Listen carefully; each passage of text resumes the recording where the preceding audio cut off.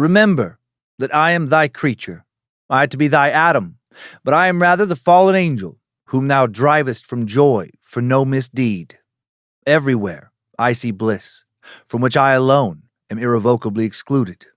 I was benevolent and good. Misery made me a fiend. Make me happy, and I shall again be virtuous. A quote from Mary Shelley's Frankenstein or the Modern Prometheus. Mary Shelley is the author considered the mother of science fiction and is best known for her sci-fi horror novel Frankenstein, published over 200 years ago now, back in 1818. While Edgar Allan Poe and H.P. Lovecraft are most often referred to as the fathers of modern horror, and we have covered both of them previously, the title of the mother of modern horror is most often attributed to Mary Shelley. Double billing. And impressively, Frankenstein was published a decade before Poe's first ever book, a book of poems actually, was published, and Shelley predated Lovecraft's first published works by more than a century. So, she was writing about a monster still very frequently reimagined today, long before modern horror's other first parents, laying a good argument to her being the very first to write what many consider not only to be the very first sci-fi novel, but also the very first modern horror novel. But who was she? Shelley was born in London, into an influential family, the daughter of two famous writers, William Godwin and Mary Wollstonecraft, who their so-called radical views were hated by some and admired by others. Thanks to being the only biological child of these two literary heavyweights, greatness was expected of Mary from the moment she was born. She would never receive a formal education. Formal schooling was not deemed necessary for girls back when she was a child in England, but her father, an academic man, very open-minded man, did his best to teach her himself, and she was surrounded by books she was encouraged to read, and surrounded by some of the greatest writers of her time, frequent guests of her father's. Then she would run off and elope with another famous writer as a teenager, and at the age of only 18, on a dare essentially, from yet another famous writer and frequent companion, she conceptualized the story of Frankenstein, a tale of a scientist who creates a monster out of stolen human body parts. A controversial example of science not only rejecting but imitating God, a book initially published anonymously in part due to its controversial nature. Despite upsetting a lot of people shortly after its release, the book also steadily became more and more popular, and it's only grown more and more popular still over time. Roughly 500 feature films have been made featuring Frankenstein and/or his monster and counting. And hundreds of additional short films, TV series, and Frankenstein-centric episodes of television have been made as well. And hundreds more comic books, graphic novels, etc. have also featured Frankenstein. Truly, one of the most popular and recognizable monsters, most enduring monsters of all time, right up there with vampires and werewolves. Mary is also known for her marriage to Percy Shelley, one of the most significant poets in English history. However, since the 1950s, filmmakers and writers have paid far more attention to Mary and her cultural influence than to her husband's, who was more popular when they were both alive, considerably so. This week, we will meet the mother of modern horror. We will learn about how her upbringing with a famous father helped shape her scandalous marriage, how she wrote her masterpiece Frankenstein, the creation of which can be partially attributed to a volcanic eruption of all things, and how she endured numerous personal tragedies in this literary, historical, Was Mary the First Ever Goth Girl? Monstrous edition of Timesuck. This is Michael McDonald, and you're listening to Timesuck. You're listening to Timesuck.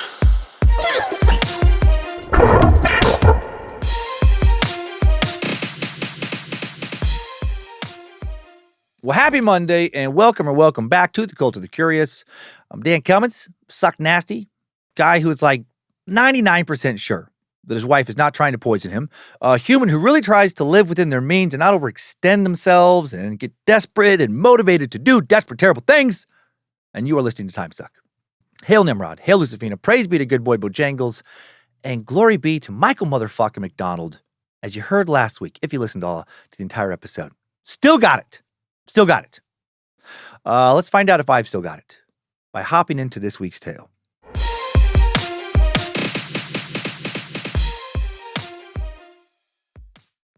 So here is how we are laying all of this out today. We're going to start with approximately 45 straight beautiful minutes of ASMR lotion and oil ear massage audio. Oh, yeah. Oh, yeah. Oh, that's real nice. And then we're going to jump into that little dinosaur bones jingle. Dinosaur bones, yeah. Yeah. We want to see them. Dinosaur bones, yeah. Where can we see them? And then we're going to head right back to it. Puts the lotion on its skin. Yep. Uh-huh. And that will be a dead giveaway. Dead giveaway. Dead giveaway. My neighbor got big testicles because we see this doing Every day. A dead giveaway that we need some more calliope.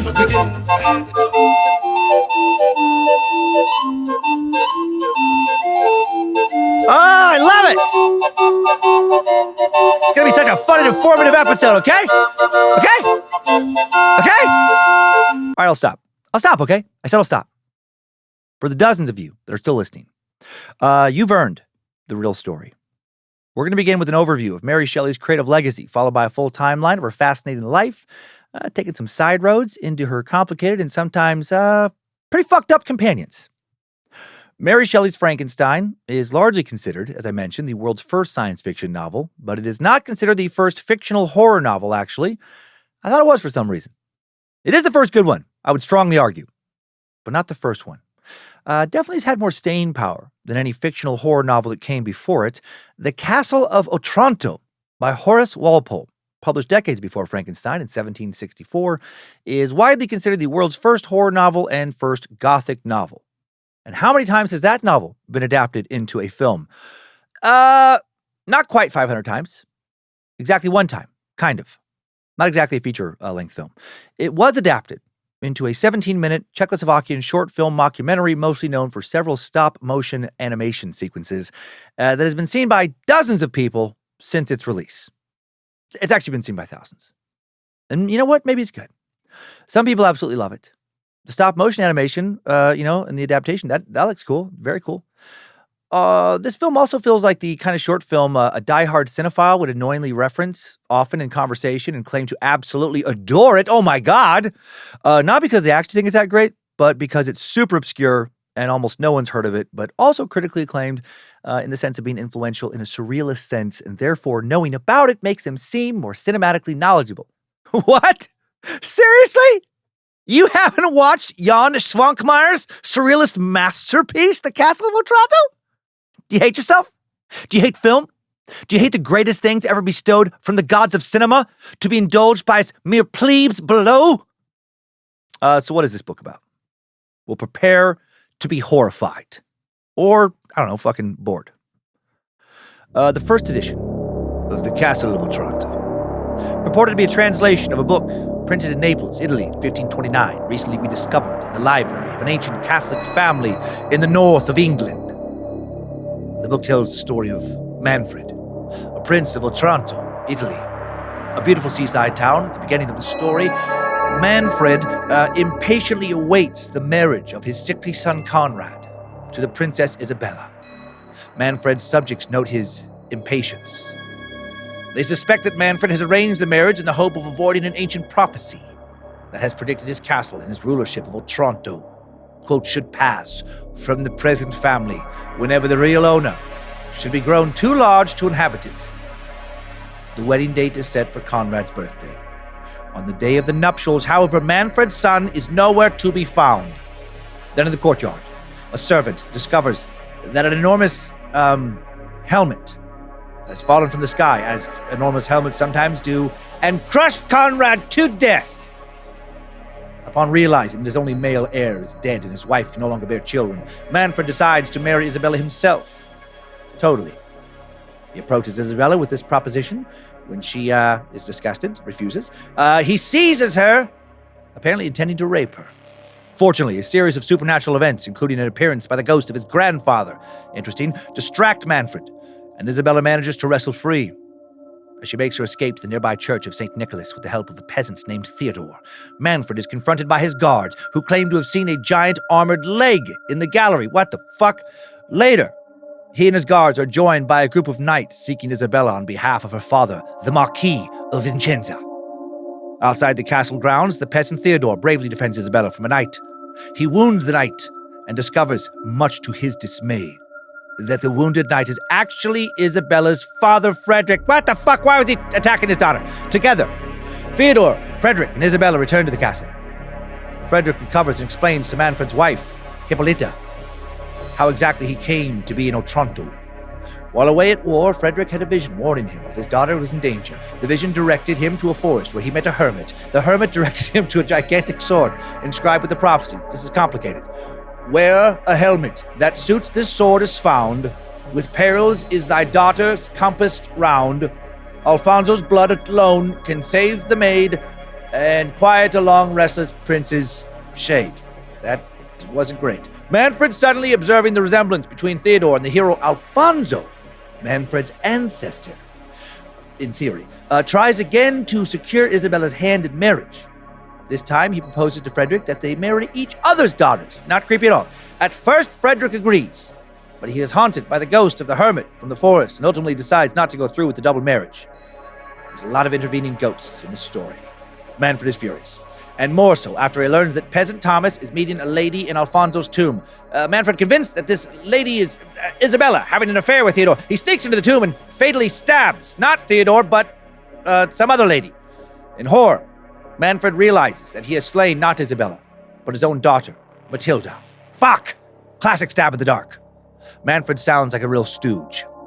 Moments after Matilda's death, the castle wall behind Manfred crumbles, revealing a giant vision of Alfonso. This image of Alfonso declares that his grandson Theodore is the true heir of Otranto. Plot twist! Manfred thereupon reveals that his grandfather poisoned Alfonso and usurped his throne. What? In an attempt to atone for that wrongdoing, Manfred now agrees to abdicate said throne. Okay. He was willing to rape and kill moments earlier, but now he is ready to walk away because Grandpappy poisoned somebody. This dude was all over the place. The novel ends with Frederick offering Isabella's hand in marriage to Theodore. Although he eventually agrees to marry Isabella, Theodore also mourns the loss of his true love, Matilda, who was needlessly stabbed for many years. Whew! Okay, I know that was just a summary and not the whole book, but I'm going to say right now, after also skimming the first 20 or so pages of the book, I will fucking never, ever, ever read that unless there's a loaded gun pointed to my head. There will always be way too many way better books for me to spend my time with. No thank you, Tadpole. Or Walpole. Based on online reviews, even people who claim to love this book almost always do so with an asterisk, right? They make a little like, well, I love it, ish. Most seem to fall into one of two camps. The camp of, it's good, for a book written in 1764. Or the other camp, as one reviewer on Goodreads wrote, classics can teach us a great deal about things like history, culture, customs, and different literary styles. From this book, I learned that classics can also really, really suck. So who the fuck was Horace Walpole? Indulge me for just a moment. He was the youngest son of the first British Prime Minister, Sir Robert Walpole. He wrote the book we just talked about. He had a really cool house built with old family money he never earned. The Strawberry Hill House, a Gothic revival built in Twickenham, London, beginning in 1749. Its square footage and total rooms, not publicly listed, so I don't know exactly how big it is. Its current value is listed as priceless. I would say it looks like it cost over $100 million. Over 100 million pounds to build today on the same amount of acres. Maybe even 200 million. I'm not kidding. So opulent, like a fairy tale castle and palace combined, big enough to get lost in. Horace, never married, never had kids, never dated publicly, said to be a mama's boy. Only money of any consequence he ever earned came from a few almost entirely ceremonial positions that required him to do fucking jack shit, positions handed to him by daddy. He was a man-child. If I had nothing to do, if I had nothing but time with no family, virtually unlimited money at my disposal, very little expected of me in the way of any kind of labor, yeah, I bet I could write that fucking book too. Let's move on. Getting needlessly distracted by the frivolous life of Hank Striphole. He may have been a delight to be around, I don't know. But seriously, there's no horror book written before Mary Shelley's Frankenstein that holds any serious interest today. Her book wasn't written that much later than his, and it's so much fucking better. But what about science fiction? Frankenstein gets discussed as being a science fiction novel, more than gets discussed being a horror, gothic horror novel. Regarding the book's claim as being the first science fiction novel, there has unsurprisingly been some debate around this. Some people go all the way back to ancient Mesopotamian text, the Epic of Gilgamesh, written between 2100 BCE and 1200 BCE, and claim that was science fiction due to the protagonist's quest for immortality. But most rule out any book as being sci-fi that was written before the advent of what is considered modern science in the 16th century. Because everything before that, even if it seems kind of like science fiction, more like magic fiction, right? They're leaning on magic, not science. Not science in the way we understand it now, because it didn't exist in the world, in almost any sense. Pretty nerdy debate, though. Popular 20th century American scientist and science communicator Carl Sagan, and also 20th century Russian-American scientist and wildly prolific science and science fiction writer Isaac Asimov, they both considered Johannes Kepler's 1634 novel, Somnium, Latin for The Dream, to have been the first sci-fi novel, a book that describes the imagined inhabitants of the moon and also accurately depicts scientific facts such as the high temperature on the moon's sunlit side.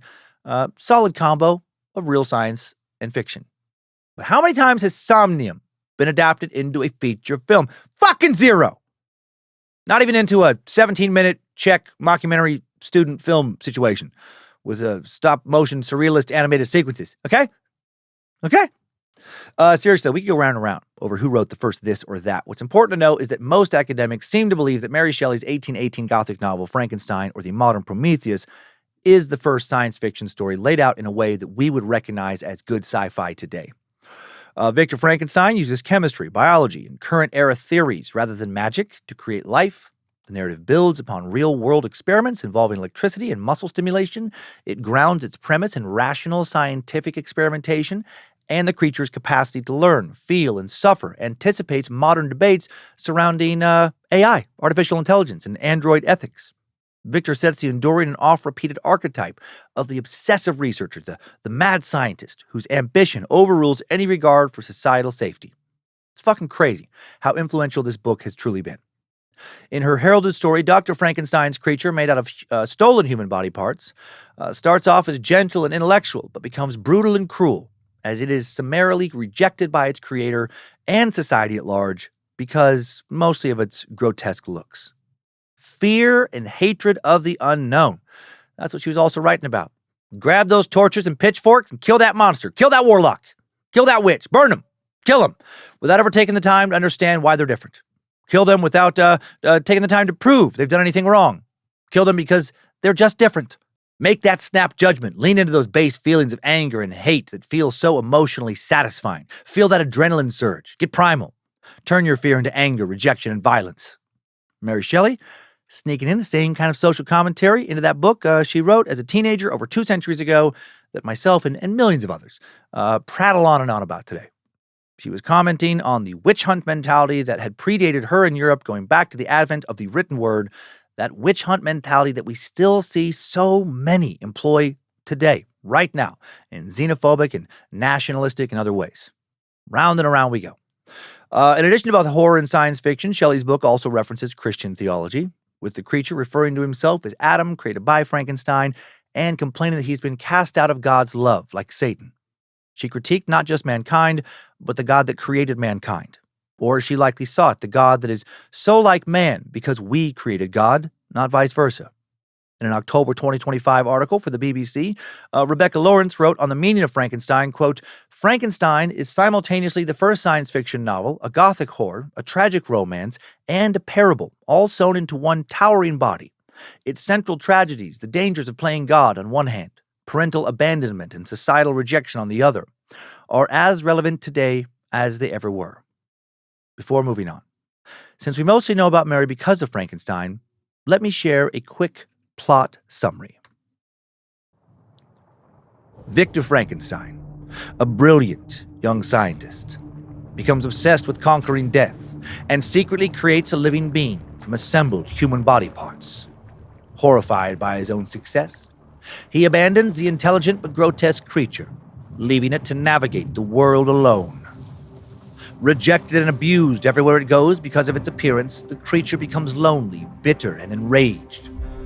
It eventually finds and confronts Victor and demands that he create a female companion, promising to disappear forever if granted one. Victor begins this dark task, but destroys the second creature before completing it, fearing the consequences of creating a new race of beings. And then, in an act of revenge, the creature murders several of Victor's loved ones, including his best friend, Henry Clerval, and his new wife, Elizabeth, on their wedding night. Consumed by grief and guilt, Victor devotes the rest of his life to hunting the creature across Europe and into the Arctic. The novel ends with Victor dying aboard an explorer's ship, after which the creature appears, mourns the man who created and ruined him, and declares its intention to wander into the frozen wilderness alone to die, bringing the tragic story to an end. How much fucking better to read does that sound than that convoluted, half-baked Castle of Otranto Horace Walpole bullshit? What's especially wild is that despite writing this book at such a young age, Mary was not recognized primarily as a talented author in her lifetime, but more often recognized as being the daughter of famous writers Mary Wollstonecraft and William Godwin, or as the wife of famous poet Percy Shelley. According to the Poetry Foundation, when not known as the wife of the poet Percy Bysshe Shelley, she is recognized as the daughter of the celebrated radical writer Mary Wollstonecraft and the equally well-known novelist and political philosopher William Godwin. Even the sole recognition won by her own efforts, the monster abhorred of her great novel Frankenstein, is tainted by popular associations with stage and cinema versions of the monster, which have little to do with her modern Prometheus.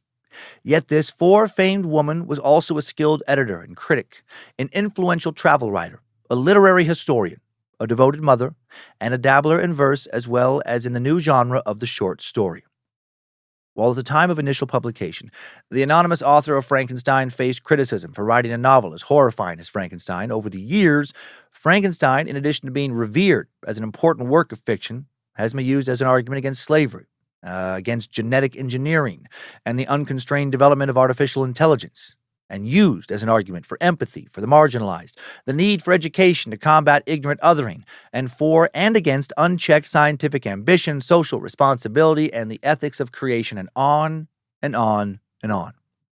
According to that same 2025 BBC article I already referenced. But why was Mary's vision of science gone wrong so resonant at the time? She certainly captured the zeitgeist. The early 19th century teetered on the brink of the modern age, and although the term science existed, the concept of a scientist didn't. Great change brings fear, as Fiona Sampson, author of In Search of Mary Shelley, tells the BBC. With modernity comes a sense of anxiety about what humans can do, and particularly an anxiety about science and technology. Frankenstein fused these contemporary concerns about the possibilities of science with fiction for the very first time, with electrifying results.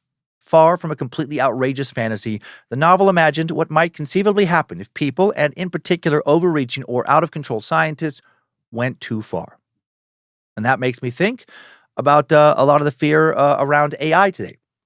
And while there are aspects of artificial intelligence that are scary for sure, definitely a lot of things that scare myself, things that I'm very glad are being pushed back against, I do think we forget that there were also strong and valid arguments against the advent of the Industrial Revolution and the emergence of modern science. And yet we not only survived these changes, we have overall thrived since. For all the misery technology has brought to some, it has been a huge net positive to humanity, right? Science overall definitely has been. Less of us die of contagious diseases and common infections thanks to science. Our quality of life has been greatly extended. Far less die of starvations due to famines and economic collapses thanks to a new global economy and farming techniques made possible by technological, industrial progress. Despite the fear that surrounds AI, I am confident humanity will not only survive it, but eventually also thrive in new ways, right, thanks to its emergence. Will there be terrible growing pains and collateral damage? Of course. But it's coming whether we want it to be or not, and I believe humanity will ultimately benefit overall. Fearing something new, right? Truly believing this new creation, this new Frankenstein is going to ruin us is not a new fear at all. It's the same old fear that we've always had. Every generation, without exception, has had its fair share of people screaming that this is it. This is why the world ends. The sky is falling this time. Not kidding. And yet, we keep marching on. In part because of this, Frankenstein will always remain relevant and timely. Clearly, Mary Shelley crafted a tale that has stood the test of time and still sends shivers down the spines of readers. Mary Shelley also defied the expectations for women of her time. She received an education, informal as it was. She was hyper-intelligent. She was exceptionally creative. She made her own career decisions, and she didn't let tragedy after tragedy stop her. Charlotte Gordon, author of the Shelley biography Romantic Outlaws, The Extraordinary Lives of Mary Wollstonecraft and her daughter Mary Shelley, a major source this week, she wrote about both Mary and her renowned mother. Their achievements are all the more remarkable because they lived during a time when women were considered incapable of directing their own lives. Although it was a revolutionary era, Wollstonecraft was alive during both the American and French revolutions, and Shelley came of age at the height of Romanticism. Most of their contemporaries consider the concept of women's rights to be absurd as the rights of chimpanzees. In fact, chimpanzees and other animals would gain legal protection in 1824, 20 years before the first law was passed that limited but did not prohibit violence against women. That is fucking wild and true. Animals were given more protection from violence than women in England and the rest of the Western world, actually. Most of it. So many you must submit to my weak-ass ego patriarchal beta cuck motherfuckers in history. So much limp shame cock energy out there. Just run around the world. The weak cosplaying is the strong.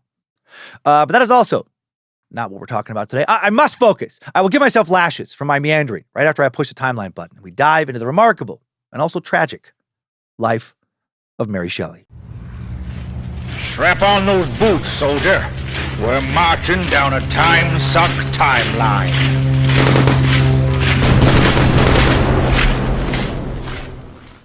Mary Wollstonecraft Godwin, later Mary W. Shelley, born on August 30th, 1797 in London. Mother Mary puffed baby Mary right out of her fucking power puss, her baby cannon, her vaginal fetus pussy pult, okay? That's a play on catapult and pussy, to be clear. Still stupid and childish word combo, I know, okay? But it makes some sense. In her book, Romantic Outlaws, a dual biography of Mary Shelley and her mother, author Charlotte Gordon writes that the newborn Mary was, quote, small and weak. She was not expected to survive. Her mother struggled to deliver the afterbirth. She was so exhausted, a doctor was called in to help. He cut away the placenta, but hadn't washed his hands, unwittingly introducing the germs of one of the most dangerous diseases of the era, childbed or puerperal fever. Well, great job, Dr. Dirty Digits. Dr. fucking dipshit. Mary will die from this fever less than 2 weeks after giving birth to Mary, her second child. Mary's parents, as I mentioned, both famous philosophers and writers, William Godwin and Mary Wollstonecraft. Let's take a moment to first meet the woman who would influence Mary throughout her lifetime, despite her never getting the chance to know her. Mary Wollstonecraft was born April 27, 1759, in Spitalfields, East London. Grew up with an abusive father who spent his wealth on unsuccessful farming ventures. Mary's mother died in 1780, and she later left home and set out on her own, which was not typical. In 1784, Mary, her sister Eliza, and her best friend Fanny established a school in Newtington Green, an open space in North London, open space at that time. Based on her teaching experience, she later wrote the pamphlet Thoughts on the Education of Daughters in 1787. After Mary's close friend Fanny died shortly after establishing that school back in 1785, she took a position as a governess for the Kingsborough family in Ireland. I'm skipping over a lot of details with all of this. These people had very big, complex lives. She took a position as a governess for the Kingsborough family in Ireland, but decided she was not suited for domestic work. 3 years later, Mary returned to London, became a translator and advisor to Joseph Johnson, a publisher of so-called radical texts.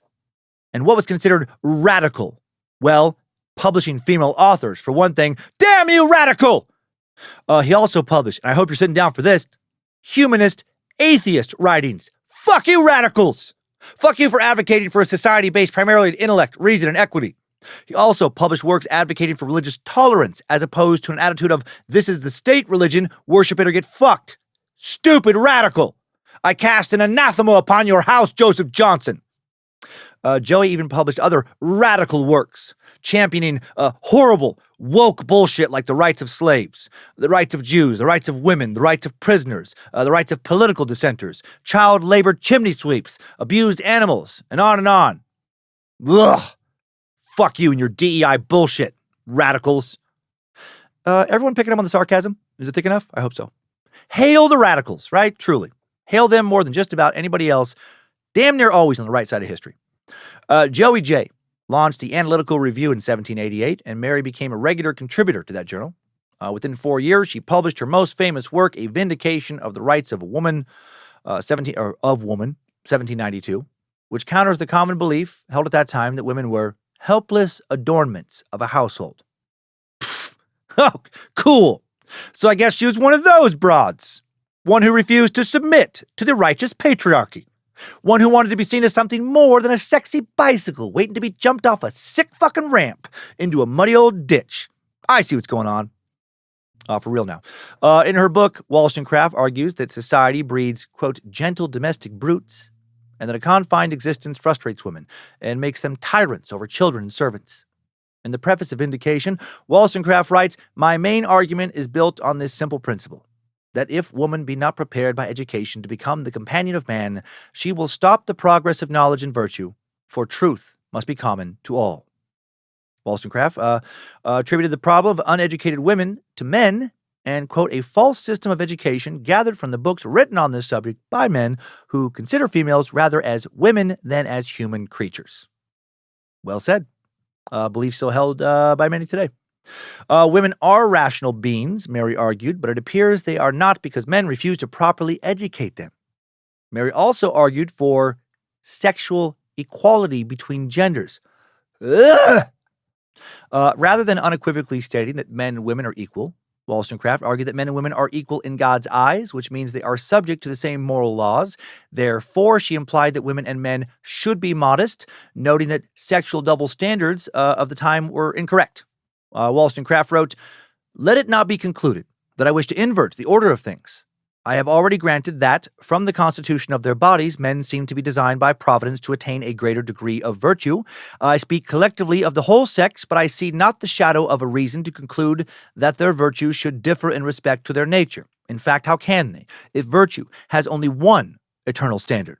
I must therefore, if I reason consequentially, as strenuously maintain that they have the same simple direction as that there is a God."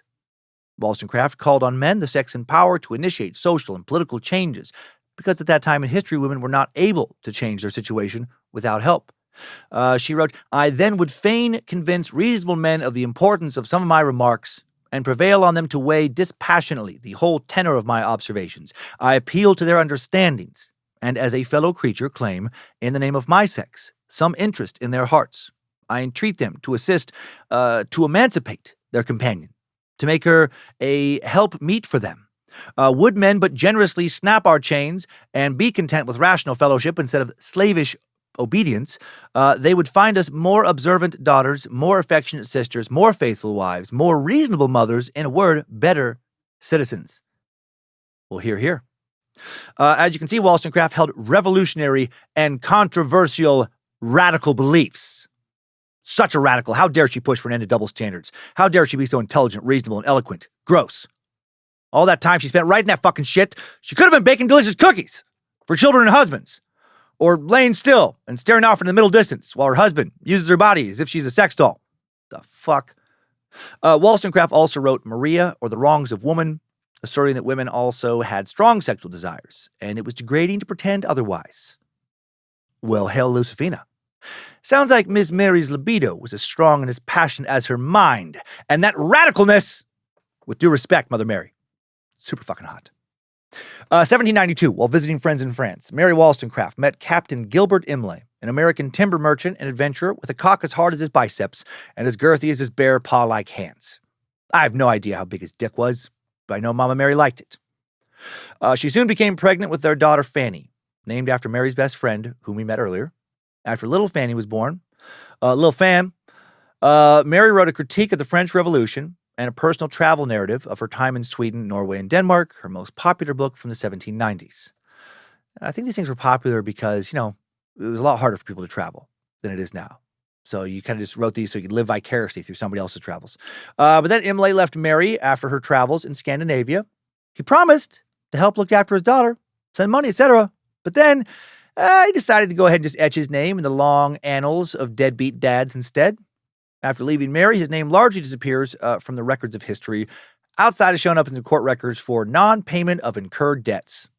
So Mary, not the only person that fucking dirtbag made empty promises to and then swindled. Mary was so upset by their separation, she attempted suicide. Twice, actually. Once by jumping into the Thames, only to survive because a stranger jumped in and rescued her. Fortunately, she would find happiness again. On March 29, 1797, Mary Wollstonecraft married a much, much better man after a slow courtship turned into a passionate love affair. A great man, William Godwin, founder of philosophical anarchism. We don't have to agree on anarchy, but okay, I respect his arguments. A man unbothered by the fact that Mary had had a child out of wedlock, egad, with another man. A confident man, a man who valued her mind and not just what others around him considered a woman's most important virtue, which is chastity. I like it. You know what? I don't fucking care about people who get worked up about chastity because any old fucking idiot can be chaste. But only a few can be exceptional and share their mind, for example, with the world as Mary did. Pretty easy to just not fuck. Much harder to actually do something, significant with your life. Godwin was most famous for 2 books that he published within the space of a year. 1793's An Inquiry Concerning Political Justice, An Attack on Political Institutions. Fuck yeah, bro. And 1794's Things as They Are, or The Adventures of Caleb Williams, an early mystery novel that criticizes aristocratic privilege. Clearly the dude was whip smart as well. Guy wrote a heady nonfiction book and creative fictional book full of social commentary in the same year and did so many other things. The school of thought he developed, the philosophical anarchism, focuses on intellectual criticism of authority and the legitimacy of governments. It requires individuals to act in accordance with their own judgments and to allow others the same freedom. I don't know about all of that, but okay, he made some good arguments. In addition to being an anarchist, Godwin was a very respected writer. That novel I referenced, Caleb Williams, often considered the first detective novel. This book helped pioneer crime fiction and psychological suspense. Good God. His family had no shortage of brain matter. Neither Wollstonecraft nor Godwin believed in the concept of marriage, extremely unconventional belief at the time, but they did see it as necessary in a society that would not always treat illegitimate children very well. So because of that, they got married in March of 1797 for the sake of the children.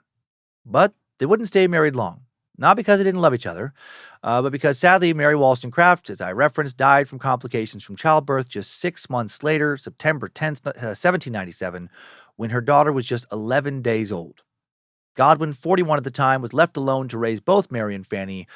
Good on him for raising a child that not only wasn't his, but was born to a woman he knew for, only around a year in total, it seems. The 3 of them now, Godwin and the girls, they lived at a place called the Polygon, a block of Georgian homes in Somerstown, a district in northwest London. The Polygon has since been torn down and redeveloped, but the location is marked by a plaque on Warrington Street, if you're in the neighborhood.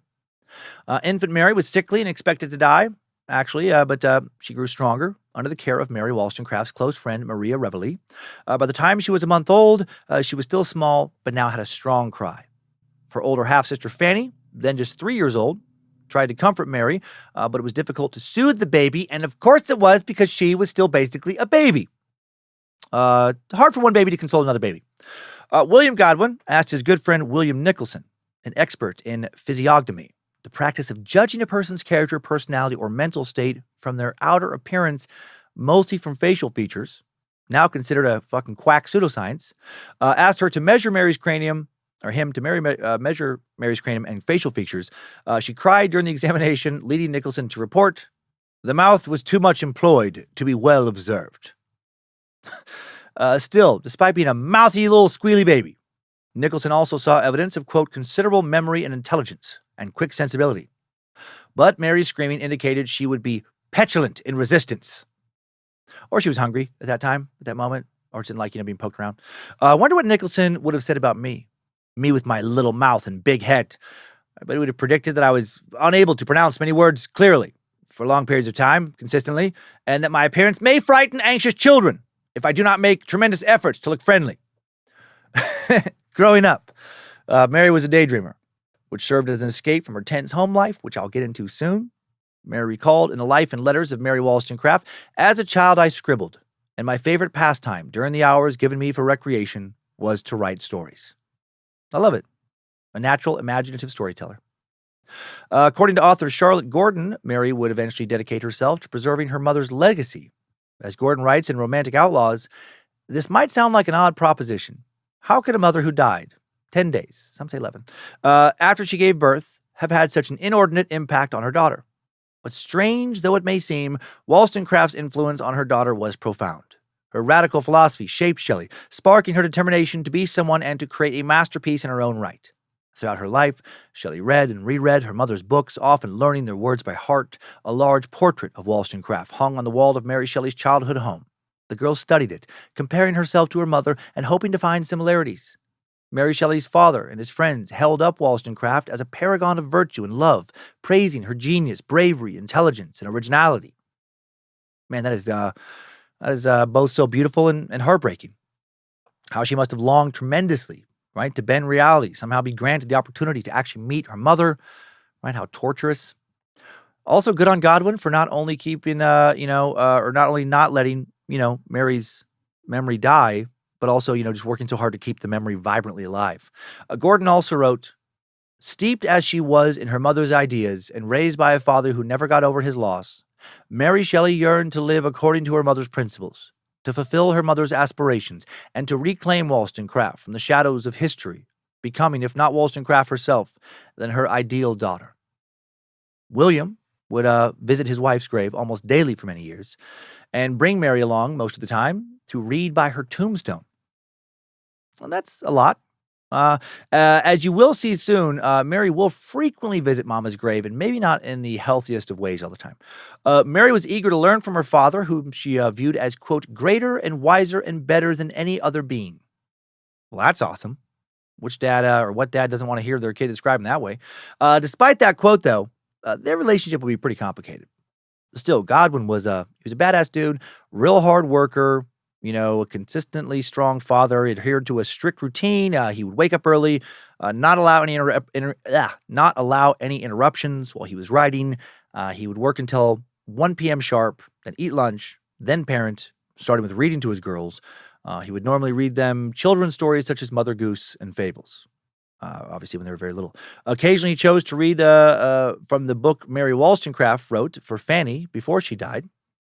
However, despite being a good dad, Godwin also believed he was not suited for educating young children. He had been single for most of his life, not married until, he's in his 40s, said to be reserved and stingy with both his time and money, not overly warm and fuzzy or affectionate, used to being a bachelor. It was common for distinguished people to visit Godwin in the afternoons, which often conflicted, of course, with what the girls wanted from him. They didn't want to have to be quiet while Dad waxed philosophic with distinguished guests, not when they were little. They wanted Daddy to read with them, play games with them. That being said, the guests, for the most part, were said to be very kind to the girls. Many of them were eager to meet little Mary in particular because she was the daughter of two intellectuals. Gordon writes that Mary, quote, seemed destined for fame. She had grown used to hearing a hush when she entered the room, an intake of breath as though she were a great dignitary. They pointed to her fine reddish hair, her large light eyes. How like her mother, they said. Surely her daughter would follow in her footsteps. Poor little Fanny, not given the same treatment. She faded into the background during most of these visits, and she grew up knowing that she was second fiddle to her sister. Although Godwin loved her, hopefully equally, he also definitely showed favoritism to Mary and thought more of her. He described her as quick, pretty, and considerably superior to Fanny. Literally wrote considerably superior. That'd be fucking tough to read if you're, that sibling, reading that about your other sibling. I consider my oldest child considerably, may I emphasize that strongly, considerably superior to my other child. He wrote that Fanny was, quote, slow and prone to indolence. Damn. Interesting, how two kids can grow up in the same house, same environment, and one can be so different than the other. I mean, I guess these kids, they don't share the same genetics exactly, but yeah. One of Godwin's frequent visitors was poet Samuel Taylor Coleridge, the founder of the Romantic movement in England, an artistic and intellectual movement that advocated for the importance of subjectivity, imagination, and appreciation of nature in society and culture in response to the Age of Enlightenment and to the Industrial Revolution, both seen as being comparatively cold and soulless. Coleridge, some say Coleridge, first visited the Godwin house in the winter of 1799 when Mary was still a toddler. Growing up in this environment certainly helped Mary become a key novelist of the Romantic movement. Coleridge, estranged from his wife and away from his family at this time, most likely feeling lonely when he began to visit Godwin's home. He stayed past the girls' bedtime and kept them entertained with stories. Right? What a wild childhood they had. This comparison is not perfect, but this is like if you grew up being read bedtime stories by Toni Morrison or Margaret Atwood or J.K. Rowling or Stephen King. Maybe not as scary as Stephen King. Coleridge, big deal in the literary world. Still is. Coleridge, shocked, I can't decide how to say his name. Shocked by how calm and quiet the girls were. They were trained to behave this way by their father. Coleridge thought they were a bit too well behaved. Mary would say that despite her high esteem for her father, he was quite stern and almost never affectionate. She later wrote in a fictional portrait of a father/daughter based on her relationship with Godwin. My father never caressed me. If he ever stroked my head or drew me on his knee, I felt a mingled alarm and delight difficult to describe. Yet, strange to say, my father loved me almost to idolatry. And I knew this, and repaid his affection with enthusiastic fondness, notwithstanding his reserve and my awe. Coleridge told Godwin that his daughters needed a mother, a nurturing, maternal influence in their lives. And that's a good friend. One that can give you, honest feedback. That might be tough to hear, but, you need to hear it. Godwin would take his advice and marry his neighbor, Mary Jane Clairmont, 12 years his junior in 1801. So many women named Mary in this episode. Good God. Little Mary, not happy about new Mary. She went on to consider her father's marriage to Mary Jane the second great tragedy of her life, following her mother's passing. Maybe Dad should have looked further than next door when it came to dating options. Mary Jane moved next door into Godwin's place. After the two got together in 1801, what a funny move, just moved next door. With her two small children, she also sounded like she was desperate to marry somebody quick. She wanted to find a husband to preserve her image of respectability. Interestingly, she claimed to be a widow, but she had never actually been married, and her children had different fathers, which was so scandalous this time. Mary Jane had once left England as a teenager and spent most of her adult life abroad. Not long after she returned, she was eager to, quote, get close with William Godwin. And she learned, when she learned, rather, that he was a widower. So she was scheming. Author Charlotte Gordon wrote that Mary Jane was, quote, undeterred by trivialities such as Godwin's unappealing appearance. He was short, with a long sloping nose. She planned her approach carefully. She read his work, Political Justice, and studied his habits to learn more about the old widower. Well, I don't know why I added old. He wasn't that old. She first approached Godwin that May. He was on his balcony, and Mary Jane went into her garden, to greet him. He appreciated her flattery when she told him how she adored him. Guessing she had her twins pushed up and out as much as polite society allowed. Get that bosom showcased when she told him that. Godwin was especially receptive to the admiration at the time because in addition to realizing he needed a stepmother to his girls, he had, quote, fallen into disrepute for his radical political views in 1798. All that radicalness I went over earlier. Godwin was renowned after the 1791 publication of Political Justice. In this work, he argued that all governments should be abolished because they infringe on mankind's natural rights. However, the French Revolution that ended in 1799 caused a shift in political views culturally, and many were like, I don't know about no government. I'd like some security. I'd trade a little bit of less freedom for a lot more security from being fucking attacked by people, for example. Godwin and other radicals, now deemed troublemakers. 1798 was the year Godwin published Mary Wollstonecraft's memoir, which detailed her affair and illegitimate child. He lost a lot of fans who were shocked by his acceptance of Mary Wollstonecraft's relationship with other men. How dare that piece of shit radical love a woman and appreciate her after she's touched other dicks? She's tainted. Her chastity, she's fallen. Her bicycle has already been ridden. How dare you? Also, although Godwin was lonely, he had a hard time ingratiating himself with any ladies because he was ugly. No, but he wasn't considered very attractive. And he continually announced to women he was intending to court that no one would ever compare.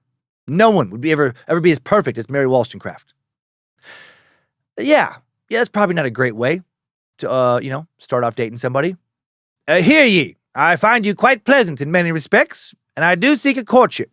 But know this, you are competing for second place in my heart. First place is taken, and shall remain so forever. Actually, you are competing for third place. I have great love for one of my daughters. Probably not a lot of people going to jump at that proposition. But Mary Jane Clairmont was desperate and persistent. Over the next few weeks after introducing herself, she would appear every time Godwin came outside, not by accident. I don't know, she must have been hiding behind the curtains, just waiting for him to step outside, then she'd pop out of their house. Oh, hey, you again. She would make her kids be ready to run outside too, and she introduced her children, 5-year-old Charles and 3-year-old Jane, to Mary and Fanny. Within a month or so, the two families were gathering each evening, going on outings together by July. And then in July, Godwin consummated his relationship with Mary Jane, i.e., they had premarital sex, and he marked the occasion with a literal X in his diary. That is kind of weird. The deed has been done. May I never forget this glorious day. X marks the spot, and by spot I do mean your vagina. Mary Jane discovered she was pregnant in September. Guessing they fucked more than once. And as we know, Godwin had changed his views on marriage. He conceded it was a necessary evil in their society. He decided that if one of his daughters became pregnant outside of marriage, he would want the father to marry her to save her from social exile. Mary Jane appreciated that Godwin was a responsible father, confessed her secret that she was actually never married, that her first love was a French soldier who had died, and that her second left her with a daughter and a pile of debt she couldn't pay. One of those guys. Mary Jane actually survived 3 months in a debtor's prison with her 2 young children. When she got out, she worked as a translator because she spoke French. Her translation of the Swiss Family Robinson, actually the standard English version for over a century. So she also pretty good resume. All right, Mary Jane. Mary Jane also knew the importance of marriage in their society. She was a practical person seeking stability, right? She knew she had to have, a man's money to survive. Viewed in this light, of course, she was a schemer. Kind of had to be. Her livelihood at the time depended on it. She had 2 mouths to feed in addition to her own. No space to be noble. Godwin was aware that Mary Jane was materialistic, but also, he would write, he was relieved to be with somebody who would not challenge him the same way Mary Wollstonecraft had, as much as he adored her. The pair got married in late December without telling the children. To protect her reputation, they decided to stage an illegal ceremony for their friends where Mary Jane maintained her false identity as a widow. After that was over, they went to a different church where they had the legal ceremony performed December 21st, 1801. The Clairmonts moved in within 2 weeks of that, and the move brought tension to the household. Neither Mary nor Fanny wanted a second mother, and they considered Mary Jane an interloper. Mary quickly grew displeased with how Godwin showed affection to his new wife, but not to his girls. And also, she was displeased with how Mary Jane sometimes behaved, because she could be a lot. According to author Charlotte Gordon, Mary Jane slammed doors, tore up letters, shouted at the servants, slapped her children, then begged forgiveness. Okay. She also believed Godwin spoiled his girls, so she was severe to Mary, and she ignored basically Fanny. And then adding to the tension, Godwin, for his part, mostly ignored Mary Jane's children, too, which was upsetting to little Jane, Mary Jane's daughter. Too many Marys, too many fucking Janes in the story, and Jane would have a complicated relationship with her stepsister. Godwin made things worse by reading to Mary, but not to Jane, which drove a deeper wedge between the girls. Jane would always feel second best to Mary, and Mary always viewed Jane as competition instead of a sibling. According to Gordon, the differences between the two families soon calcified into fixed points of hatred. The Clairmonts resented Godwinian condescension. The Godwins despised Claremont histrionics. When she was older, Mary would use Claremont as an adjective that meant selfish, self-dramatizing, and coarse. Mary Jane, in turn, would accuse Mary of being a liar. Mary Jane soon refused to allow Mary to mention her mother anymore, which is pretty fucked. But maybe there was, a lot to this. She also insisted on being called Mama and was infuriated when Mary resisted that.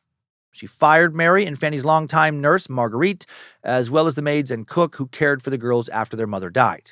She hired a governess and tutor instead, and Godwin did nothing to intervene on any of this.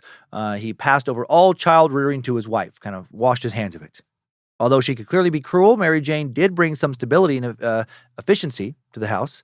She was able to feed and clothe 4 children on a limited budget. She took them to plays and exhibitions, cared for them when they were sick, taught the girls to sew and embroider, but never loved Godwin's children. Mary Jane will give birth to a son in June of 1802, who sadly died minutes after he was delivered, so common back then.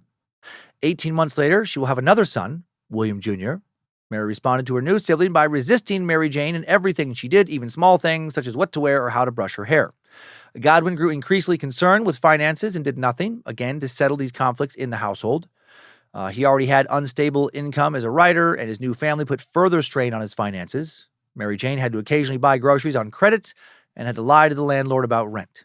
She consistently pushed Godwin to find new ways to earn income, right? Of course she did. Most of her incentive to marry him was financial stability. Godwin, though, not motivated by money as much as she was. He was motivated by creative expression. He was stubborn about venturing into other genres and refused to rush his process, meaning he ran out of his advances before he could finish various books. Then he also started to experience severe health problems. He started to black out for long periods of time, episodes he called deliquium. These blackouts, unsurprisingly, further delayed his creative output. His doctor diagnosed him with mental stress worsened by the fact that his book sales were low. In 1807, Mary Jane thought she had a solution to their money problems. She declared that they were going to open up a bookshop specializing in children's literature, juvenile literature, a growing market at the time. It would also differentiate from much of the competition, differentiate them. Godwin had written some children's stories before, but was reluctant to write more, though. However, that summer he relented and the family moved to open the shop. They now lived at 41 Skinner Street, a ramshackle house near Newgate Prison in London.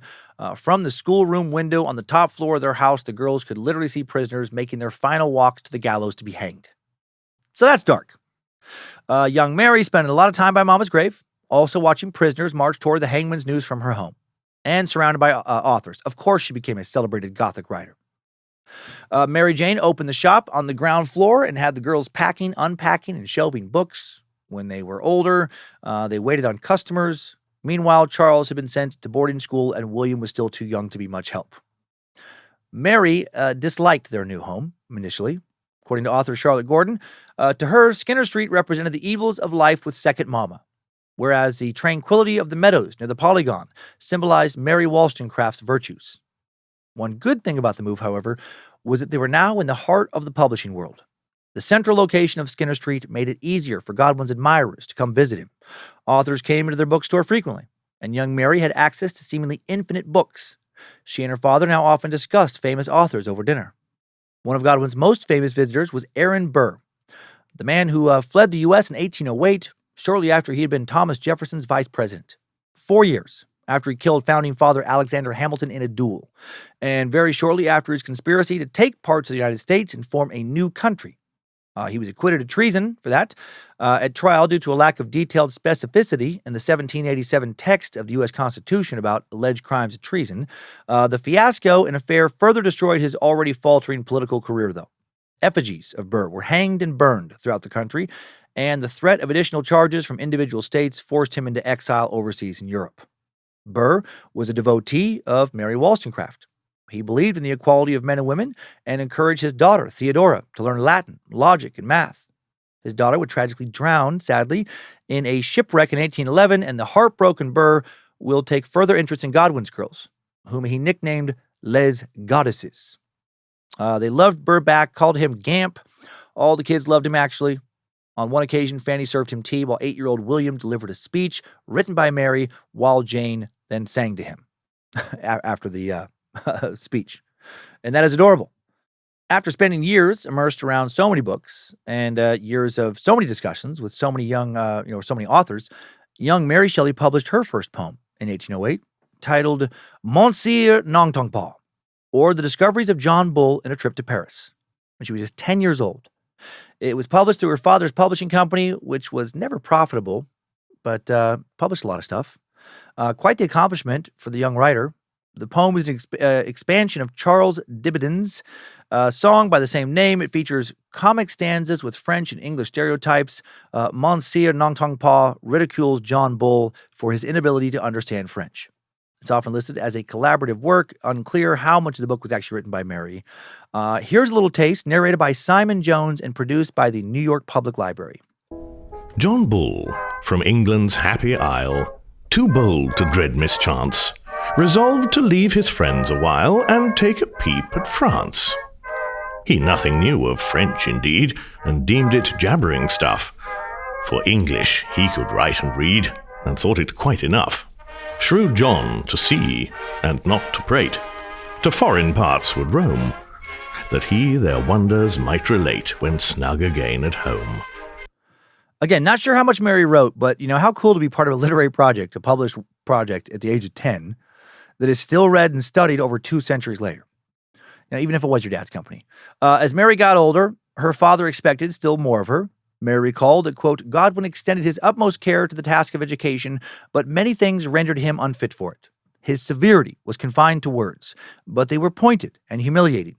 His strictness was undeviating. He was too minute in his censures, too grave and severe in his instruction. At the age of 13, Mary suffered a severe outbreak of eczema on her hands and arms, and her stepmom, Mary Jane, sent her to various doctors, and off of some of their recommendations, sent her to the seaside for some fresh air, but it didn't seem to help. When she returned home, Mary continued to give her stepmother the silent treatment and defy her authority, and because of that, she was then sent to a girls' boarding school in Ramsgate, about 80 miles from London, which she would leave the school, though, 6 months later with her eczema still uncured. Then when Mary was 14, she was sent away again.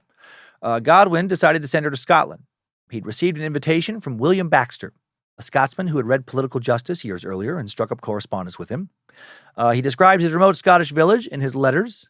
Baxter was a recent widower and heard about Mary's troubles at home, so he told Godwin to send her over. Baxter had 4 daughters living with him already, was used to raising girls. He believed Mary would fit in and the fresh air would cure her of her eczema. Godwin had never met Baxter, but agreed to send his daughter to live with him. That's sketchy, right? Sending your 14-year-old daughter to live with a dude you've never actually met? Doing that was fairly normal back then, though. Very different time. Godwin wrote about Mary, I believe she has nothing of what is commonly called vices, and that she has considerable talent. I am anxious that she should be brought up like a philosopher. I do not desire that she should be treated with extraordinary attention. I wish, too, that she should be excited to industry. She has occasionally great perseverance, but occasionally, too, she shows great need to be roused. Young Mary traveled to Scotland on June 7th, 1812, and spent the next 2 years there, sometimes visiting, taking little short visits home. And she liked it. Dude was not a creep after all. The Baxter household was peaceful, unlike what she'd experienced back in London. She later wrote about her time in Scotland. They were my area of freedom, area being like a nest, and the pleasant region where, unheeded, I could commune with the creatures of my fancy. I wrote then, but in a most commonplace style, it was beneath the trees belonging to our house or on the bleak sides of the woodless mountains near that my true compositions, the airy flights of my imagination, were born and fostered. Second area there, A-I-R-Y, just actually like light, fun, frivolous. Had a way with words already. Shortly after, well, I guess he was writing that later. Sorry. Shortly after first visiting Scotland, young Mary briefly met her future husband, Percy Shelley, for the first time during a visit home, November 11th, 1812. She was now 15, and Percy was a 21-year-old aristocrat who had written to William Godwin to ask if he could be Godwin's student. Let's take a bit to get to know him now, since he will be a huge figure in Mary's life. Okay? Born on August 4th, 1792, Percy was an epic poet, probably best known for Ozymandias, a short poem about the decay of political power and the transience of human empire. Probably one of the most famous sonnets in the entire English language. I'm admittedly not a huge poetry guy overall, but there are some poems that I do really love, and this is one of them. Actor Bryan Cranston of Breaking Bad did a reading actually for the series finale of Breaking Bad years ago, some promo, a reading of this poem, and it's so good. So let's hear it. It's not very long. I met a traveler from an antique land who said, 2 vast and trunkless legs of stone stand in the desert. Near them, on the sand, half sunk, a shattered visage lies, whose frown and wrinkled lip and sneer of cold command tell that its sculptor well those passions read which yet survive, stamped on these lifeless things. The hand that mocked them and the heart that fed, and on the pedestal these words appear. My name is Ozymandias, King of Kings. Look on my works, ye mighty, and despair. Nothing beside remains. Round the decay of that colossal wreck, boundless and bare, the lone and level sands stretch far away. Love what that means, right? Essentially, this too shall pass, right? No man's ego. No amount of hubris can defeat death. The world's most powerful people, its most arrogant rulers, its most vast and mighty empires shall one day be reduced to bone and dust and rubble. The lone and level sands stretch far away. So don't go thinking you're hot shit, motherfucker. Right? You're built out of the same stardust as everybody else, and to that same stardust you shall one day return, king of kings or not. Percy's classic anthology verse works, such as Ode to the West Wind and The Mask of Anarchy, have also been heralded, as well as his long-form poetry, such as Queen Mab and Alastor. He never achieved a ton of fame during his lifetime, some more than Mary, but not a lot, but recognition of his achievements in poetry grew steadily following his death. While he was alive, it seems most of his fans were fellow creatives. Percy grew up fishing and hunting in the village of Broadbridge Heath in the English countryside.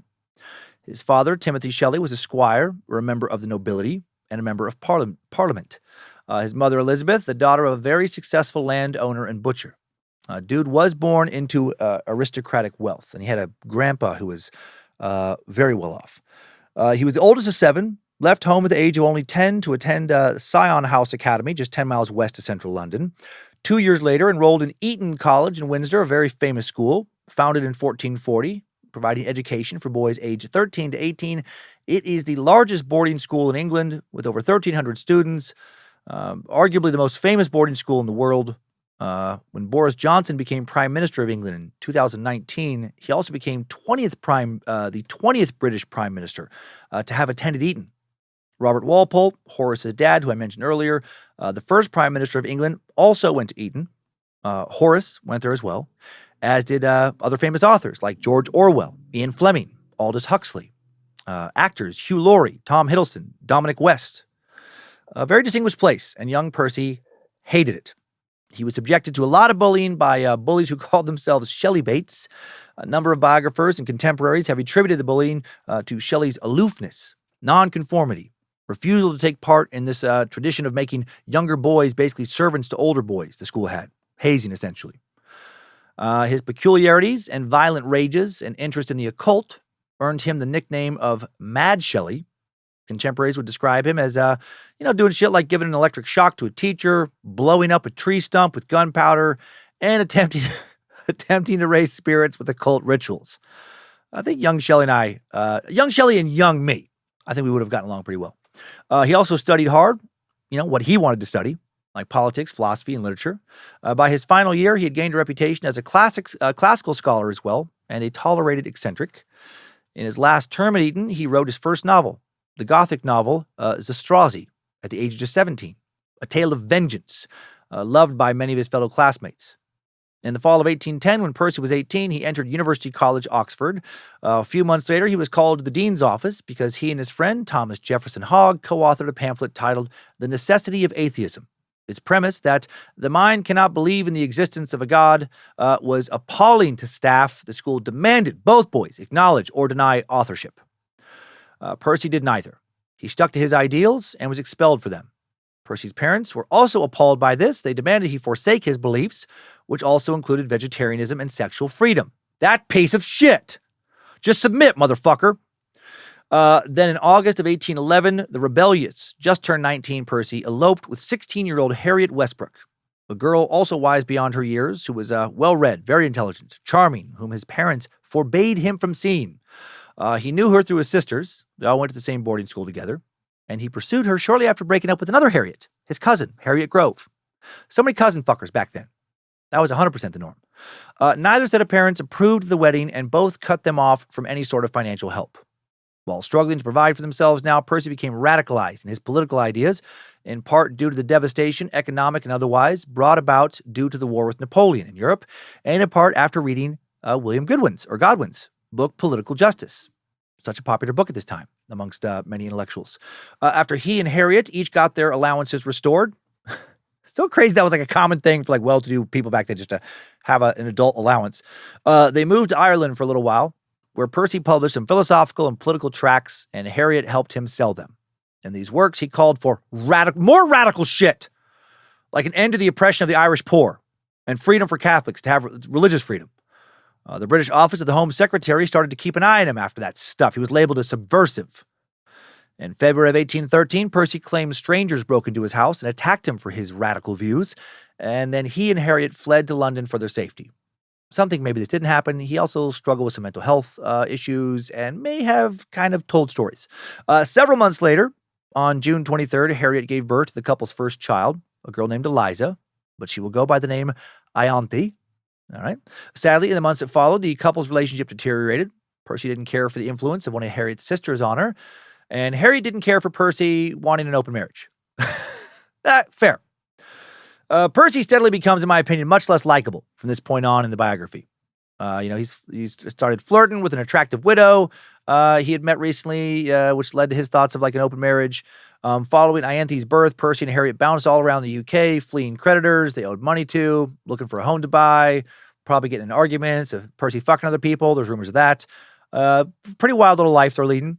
By March of 1814, the two are living apart, with Harriet trying to secure the legality of their Edinburgh elopement as a legal wedding so that her daughter, will not be labeled a bastard and denied certain legal rights. And Percy is, mostly regretting that he had rushed into a wedding.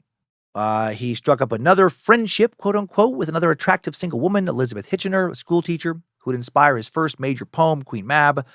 At one point, he proposed that he, Harriet, and Elizabeth, how about they all live together and just kind of share everything communally, including my dick. I don't know if he said dick, but it's implied. He wanted a throuple. Harriet, not into the idea. I don't think Elizabeth was either. Then, during this incredibly chaotic time, he walked into William Godwin's bookstore where he will soon meet young Mary Shelley. Author Charlotte Gordon described Percy as having curly brown hair and huge blue eyes. He was, quote, rich, wild, and charming, with a wicked sense of humor, radical political views. I feel like radical is the word of this episode. And a propensity for shocking people. Percy, who had promised to help Godwin financially in exchange for his mentorship, first charmed Mary's sisters, Fanny and Jane, before Mary returned home again after what seems like a very brief meeting between the two. Mary returned to England permanently in March of 1814, and she would soon fall in love with Percy. Unfortunately for her, Percy still very much married to Harriet, and they had a child with another on the way. Meanwhile, Mary's family, they have other problems to deal with. In April of 1814, Godwin warned his family that their savings had been depleted and they were now facing total and complete financial ruin. So that was a fun dinner. As a last hope, he invited Percy over to dinner in hopes of getting a loan. And he will get that loan, and a big one. Percy gave and raised more than £4,000 in a series of continuous financial loans, grants, and post-obit bonds to support William Godwin between 1814 and 1820. And that is, by some accounts, equivalent to millions of pounds today. Also, when Percy entered the drawing room, he saw Mary for the first time. He saw Mary, really saw Mary, and fell in love with her this time. Because a few nights before, he claimed he'd had manifestations that told him he would soon meet the female who was destined to be mine. 100%. When he saw Mary, he said he knew she was the woman from his dreams. So now, he's really into her. During dinner, she is quiet. He admires her thoughtful eyes and her gentle voice. When she does speak, he is enamored and admires the fact that she speaks like an educated woman that she is. In the days that followed, Percy and Mary saw each other when he came to dinner or when she was working at the bookstore, and their attraction grew steadily. She was aware that Percy was married, but thought her father would support her decision to pursue him anyway. By June, Mary and Percy decided they wanted to meet privately, but just as friends. Yeah, right. Despite this possible, but I fucking doubted intention, the relationship deepened quickly when Mary took Percy to her mother's grave. Totally normal. There, they would often read to each other and have long philosophical conversations, so they started going to Mary's mother's grave regularly. For the first 6 weeks of the relationship, they allegedly maintained zero physical affection, just a lot of blue balls and blue bean. Okay? A lot of blue balls and blue bean, all right? But then on June 27th, in front of her mother's grave, probably over it, Mary told Percy that she loved him and threw herself into his arms. Shelley wrote that Mary was inspired, quote, by a spirit that sees into the truth of things, the sublime and rapturous moment when she confessed herself mine, who had so long been hers in secret, cannot be painted to mortal imaginations. Okay? Mary later wrote that they lay on the grass and touched each other while with the full ardor of love. So sounds like maybe they fucked over Mary's mother's grave. That's the rumor, truly. They were very committed to the Gothic romantic lifestyle, Nothing gets you more goth street cred than fucking on mama's literal grave, does it? In a cemetery at night? OG goth kids. The original goth couple. I mean, is there any other couple in history that can compete for that title? I don't think there is.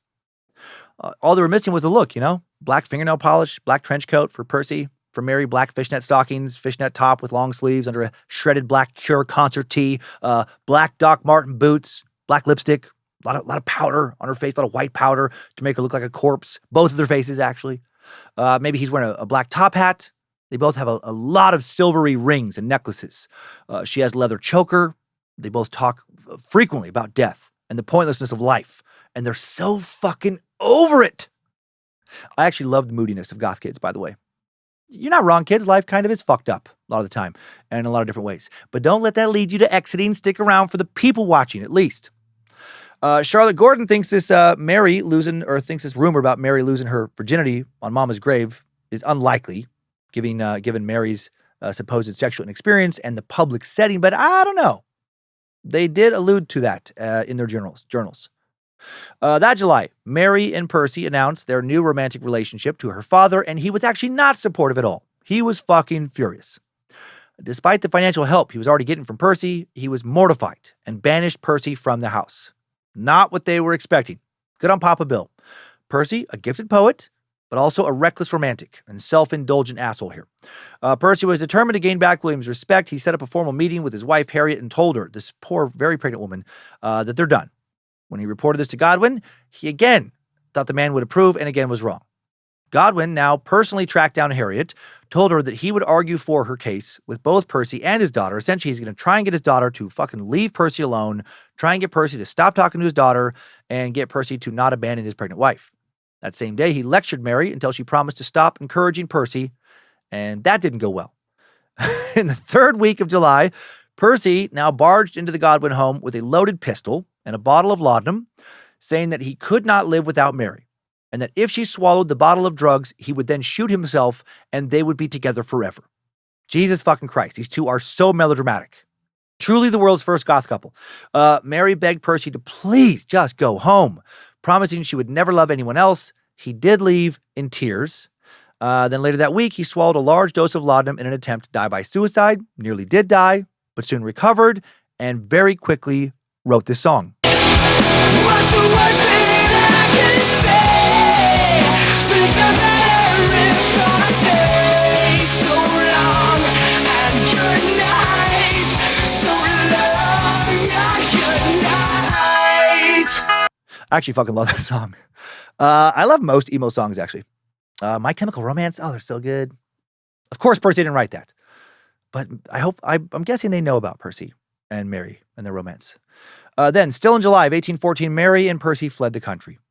They ran it off to continental Europe with Mary's stepsister Jane, a woman known to most as Claremont.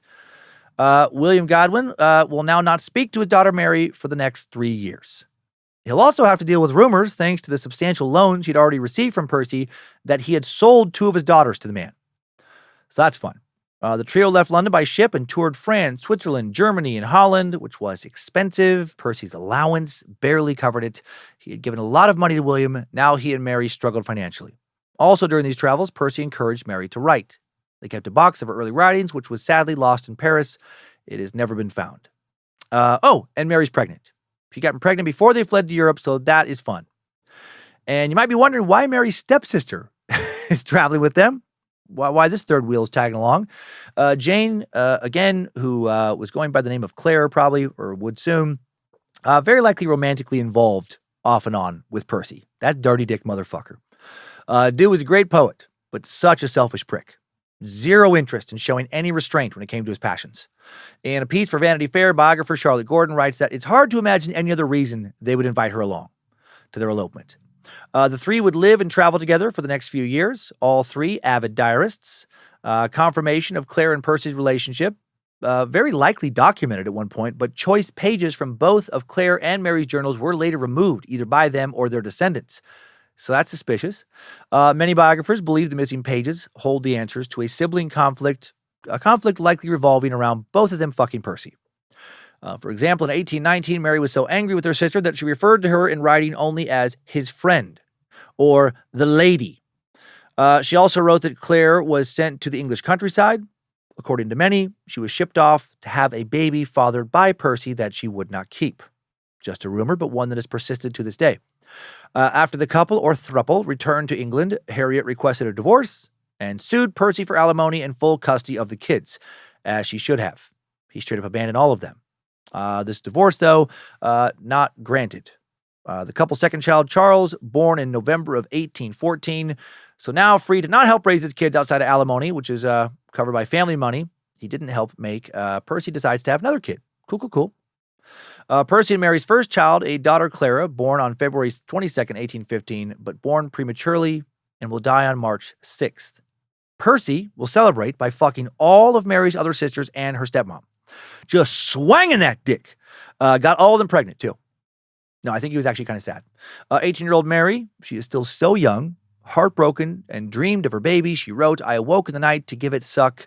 It appeared to be sleeping so quietly that I would not wake it." Oof. That same year, Percy wrote Alastor, or The Spirit of Solitude, a 720-line poem now recognized as his first great work. 1815, also the year that Percy's grandfather died, his very wealthy grandfather, and he was left an annual allowance of £1,000. Oh, fuck yeah, bro. Sorry, Gramps, your loss. And this goth playboy's dream. Who wants this dick next? Really hard to say what the purchasing power of £1,000 in 1815 would be equivalent to today. It's such a different world. For what it's worth, inflation calculators say around £115,000. But if you measure £1,000 by what an average worker had to earn to make that sum in 1815, compared to today, its value scales up drastically to about £1 million today. And that is probably more accurate in terms of what it would actually represent. Not a bad allowance. Not sure how much he was also getting, too. So what a life, right? Dude got that every fucking year now. Didn't have to do shit for it. Percy and Mary's second child together, William, born January 24th, 1816, will survive infancy and travel with his parents. Not long after his birth, the summer of 1816 would prove to be one of the most impactful seasons of Mary's life. It was when she was struck with the inspiration for her most famous work. On May 3rd that year, the Shelleys, including little William and stepsister Claire, left for Geneva to meet Lord Byron. Lord Byron had recently left England under duress because he's a piece of shit. He had divorced his wife and abandoned his child and was accused of having multiple affairs with both men and women, including an affair with his fucking half-sister, married half-sister, and widely rumored that the two of them fathered or had a child together. A daughter, Elizabeth, one he would never claim. Oh my God, so many of these aristocrats, such degenerates. Claire, despite knowing about all that, became obsessed with Byron and wanted to spend time with him. That's why she persuaded Percy and Mary to go join him in Geneva. Charlotte Gordon wrote about Claire's obsession in Vanity Fair. Speaking of Lord Byron, he has a reputation as a ladies' man. For her, it's like sleeping with Mick Jagger. Byron was famous at this point, mostly from his poem Childe Harold, published in 4 parts beginning in 1812, made him a household name, according to him, overnight. Byron later famously noted that he woke up one morning and found himself to be famous. In the days before rock bands, before a hit single could make somebody famous, right, especially with ladies, it was poetry. Lord Byron, the actual first name was George, was one of the major figures of the Romantic movement, now regarded as being among the greatest British poets to have ever lived. Very similar to Percy Shelley in many ways. Born into aristocratic nobility, including a Scottish heiress mother and a noble English family lineage, unlike Shelley, did not grow up in wealth initially. His father squandered his mother's fortune and left them in debt, forcing Byron to spend his early years in poverty until he unexpectedly inherited his title and estate at the age of only 10. Then he had a lot of money. As a young man, he was fucking wild. Slept around a lot with everybody, maybe even kids. Probably a pedo. Not kidding. I don't know if they're teaching that in your college lit class. When he was 22, he tried to literally buy a 12-year-old girl he had become infatuated with, Teresa Macri, for £500. Met her when he stayed at her family home, her mother, Tasia Macri, a widow, former British vice consul's wife. Before departing Athens, he penned Maid of Athens, sealing each stanza with the Greek phrase meaning, "My life, I love you," wrote this about this little girl. Too much to go into his life into detail here, but he was basically one of the world's first famous literary bad boys. Bad boy who refused to go peep in the potty. Seriously, he was quite naughty. And he had a lot of bad boys show up in his poetry.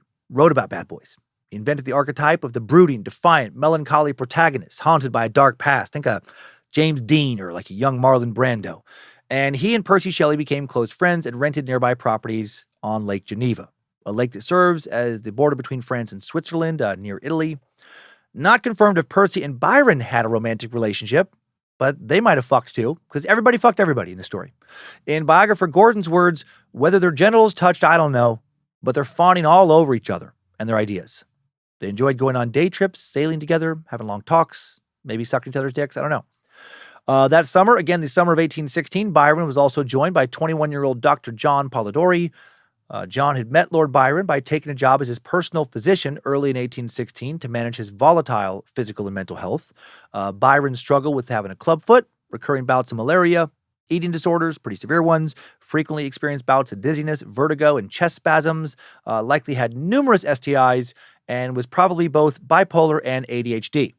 So that's quite a bit. Byron and Polidori had a volatile relationship. Modern-day scholars suspect that Polidori really wanted to fuck Byron. Again, everybody trying to fuck everybody in the story. Polidori wrote often about Mary, perhaps to compensate for his obsession with Byron. Once even jumped off a balcony for her after being egged on by Byron, who told him that the stunt would definitely impress her. It didn't. He twisted his ankle, limped off in pain, was humiliated, and she thought he was an idiot. According to Gordon, now Polidori's in love with Mary per se, because really they're all in love with Byron except Mary, whose body with her 6-month-old son and writing her masterpiece. Does all this feel like a particularly twisted Wes Anderson movie to anybody else? Bunch of really smart, young, eccentric, highly intelligent, super fucking weird rich kids, right? Just with too much free time on their hands. Mary will actually do something productive with her free time this summer, in part because the weather is shitty and she's frequently stuck inside. The summer of 1816 was unusually cold and stormy, possibly as a result of the April 1815 eruption of Mount Tambora across the world in Indonesia. The eruption of Mount Tambora killed 100,000 people, roughly, in the immediate aftermath, now considered the deadliest volcano eruption in recorded history. Ruined the summer for most of the northern hemisphere. There was no warm growing season the next summer. In fact, it was known as the year without a summer. Most of Europe was blanketed by fog and frost. Europe, Asia, even North America experienced wide-ranging crop failures, famine, epidemics, even political revolts. Right? People more likely to revolt when they're hangry. Historians estimate that at least 1 million people starved in the aftermath of the eruption. Tens of millions more would die from a global cholera pandemic. It was during these years that many European artists created some of their darkest works, including Mary Shelley. The weather was terrible during the summer in Geneva on the Swiss side of the lake. There were many days when the group was stuck inside. They often would gather at Byron's rented mansion, Villa Diodati, chicken parmigiana, and Tony Banderas. Reading poetry, talking, debating late into the night. And one of the many topics of conversation was whether or not human corpses could ever be reanimated. Mary, who called herself a devout but nearly silent listener, absorbed the conversation about modern medical revolutions. Meanwhile, as the summer passed, Byron became increasingly annoyed with Mary's stepsister Claire, and Mary was growing tired of Dr. Polidori's sexual advances. And Percy became depressed. No one was happy, things were tense, and after 3 straight days of rain, after reading horror stories and morbid poems, Byron gave the group a challenge to write a new ghost story that was better than anything they had read. Mary said about the challenge, "I busied myself to think of a story, one which would speak to the mysterious fears of our nature and awaken thrilling horror." For his part, Polidori wrote a novella titled The Vampire, published the following year in 1819.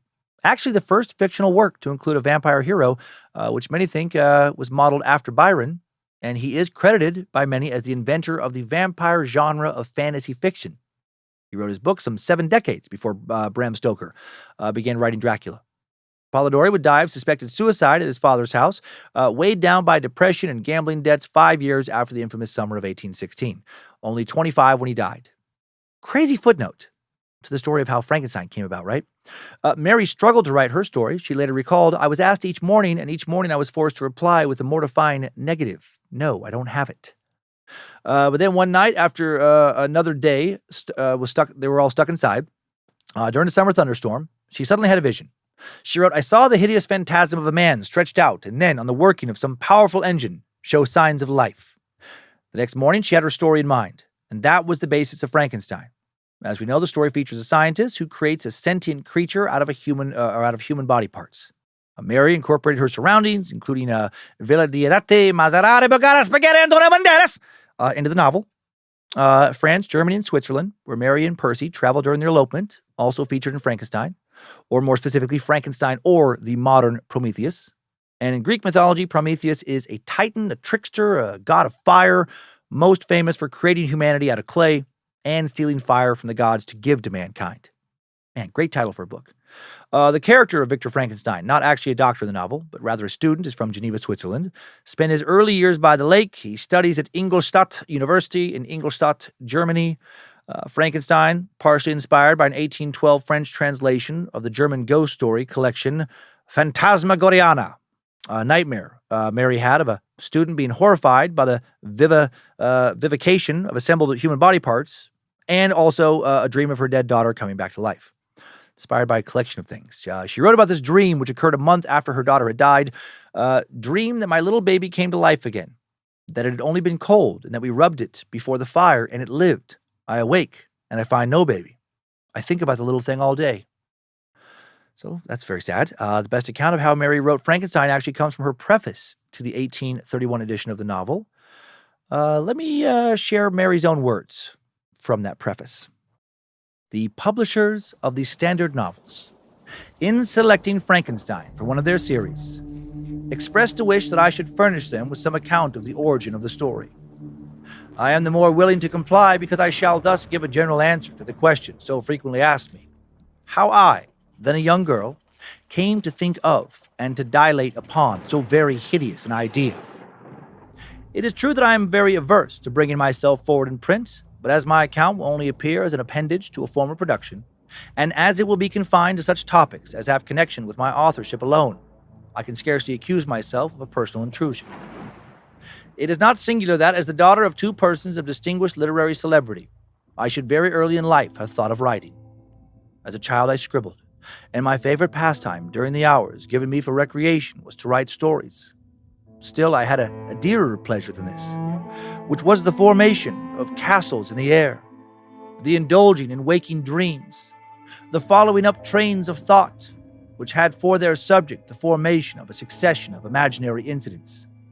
My dreams were at once more fantastic and agreeable than my writings. In the latter, I was a close imitator, rather doing as others had done than putting down the suggestions of my own mind. What I wrote was intended at least for one other eye, my childhood's companion and friend, but my dreams were all my own. I accounted for them to nobody. They were my refuge when annoyed, my dearest pleasure when free. I lived principally in the country as a girl and passed a considerable time in Scotland. I made occasional visits to the more picturesque parts, but my habitual residence was on the blank and dreary northern shores of the Tay, near Dundee. Blank and dreary on retrospection, I call them. They were not so to me then. They were the area of freedom and the pleasant region where unheeded I could commune with the creatures of my fancy. I wrote then, but in a most commonplace style. It was beneath the trees of the grounds belonging to our house, or on the bleak sides of the woodless mountains near, that my true compositions, the airy flights of my imagination, were born and fostered. I did not make myself the heroine of my tales. Life appeared to me too commonplace an affair as regarded myself. I could not figure to myself that romantic woes or wonderful events would ever be my lot. But I was not confined to my own identity, and I could people the hours with creations far more interesting to me at that age than my own sensations. After this, my life became busier, and reality stood in place of fiction. My husband, however, was from the first very anxious that I should prove myself worthy of my parentage and enroll myself on the page of fame. He was forever inciting me to obtain literary reputation, which even on my own part I cared for then, though since I have become infinitely indifferent to it. At this time he desired that I should write, not so much with the idea that I could produce anything worthy of notice, but that he might himself judge how far I possessed the promise of better things hereafter. Still, I did nothing. Traveling in the cares of a family occupied my time, and study in the way of reading or improving my ideas in communication with his far more cultivated mind was all of literary employment that engaged my attention. In the summer of 1816, we visited Switzerland and became the neighbors of Lord Byron. At first, we spent our pleasant hours on the lake or wandering on its shores, and Lord Byron, who was writing the third canto of Childe Harold, was the only one among us who put his thoughts upon paper. There are these, as he brought them successfully to us, clothed in all the light and harmony of poetry, seemed to stamp as divine the glories of heaven and earth, whose influences we partook with him. But it proved a wet, ungenial summer, and incessant rain often confined us for days to the house. Some volumes of ghost stories, translated from the German into French, fell into our hands. There was the history of the inconstant lover, who, when he thought to clasp the bride to whom he had pledged his vows, found himself in the arms of the pale ghost of her whom he had deserted. There was a tale of the sinful founder of his race, whose miserable doom it was to bestow the kiss of death on all the younger sons of his fated house, just when they reached the age of promise. His gigantic, shadowy form, clothed like the ghost in Hamlet, in complete armor but with the beaver up, was seen at midnight, by the moon's fitful beams, to advance slowly along the gloomy avenue. The shape was lost beneath the shadow of the castle walls, but soon a gate swung back, a step was heard, the door of the chamber opened, and he advanced to the couch of the blooming youths, cradled in healthy sleep. Eternal sorrow sat upon his face as he bent down and kissed the forehead of the boys, who from that hour withered like flowers snapped upon the stalk. I have not seen these stories since then, but their incidents are as fresh in my mind as if I had read them yesterday. "We will each write a ghost story," said Lord Byron, and his proposition was acceded to. There were 4 of us. The noble author began a tale, a fragment of which he printed at the end of his poem of Mazeppa. Shelley, more apt to embody ideas and sentiments in the radiance of brilliant imagery, and in the music of the most melodious verse that adorns our language, than to invent the machinery of a story, commenced one founded on the experiences of his early life. Poor Polidori had some terrible idea about a skull-headed lady who was so punished for peeping through a keyhole, what to see I forget, something very shocking and wrong, of course. But when she was reduced to a worse condition than the renowned Tom of Coventry, he did not know what to do with her, and was obliged to dispatch her to the tomb of the Capulets, the only place for which she was fitted. The illustrious poets also, annoyed by the platitude of prose, speedily relinquished the uncongenial task. I busied myself to think of a story to rival those which had excited us to this task, one which would speak to the mysterious fears of our nature, and awaken thrilling horror, one to make the reader dread to look around, to curdle the blood, and quicken the beatings of the heart. If I did not accomplish these things, my ghost story would be unworthy of its name. I thought and pondered vainly.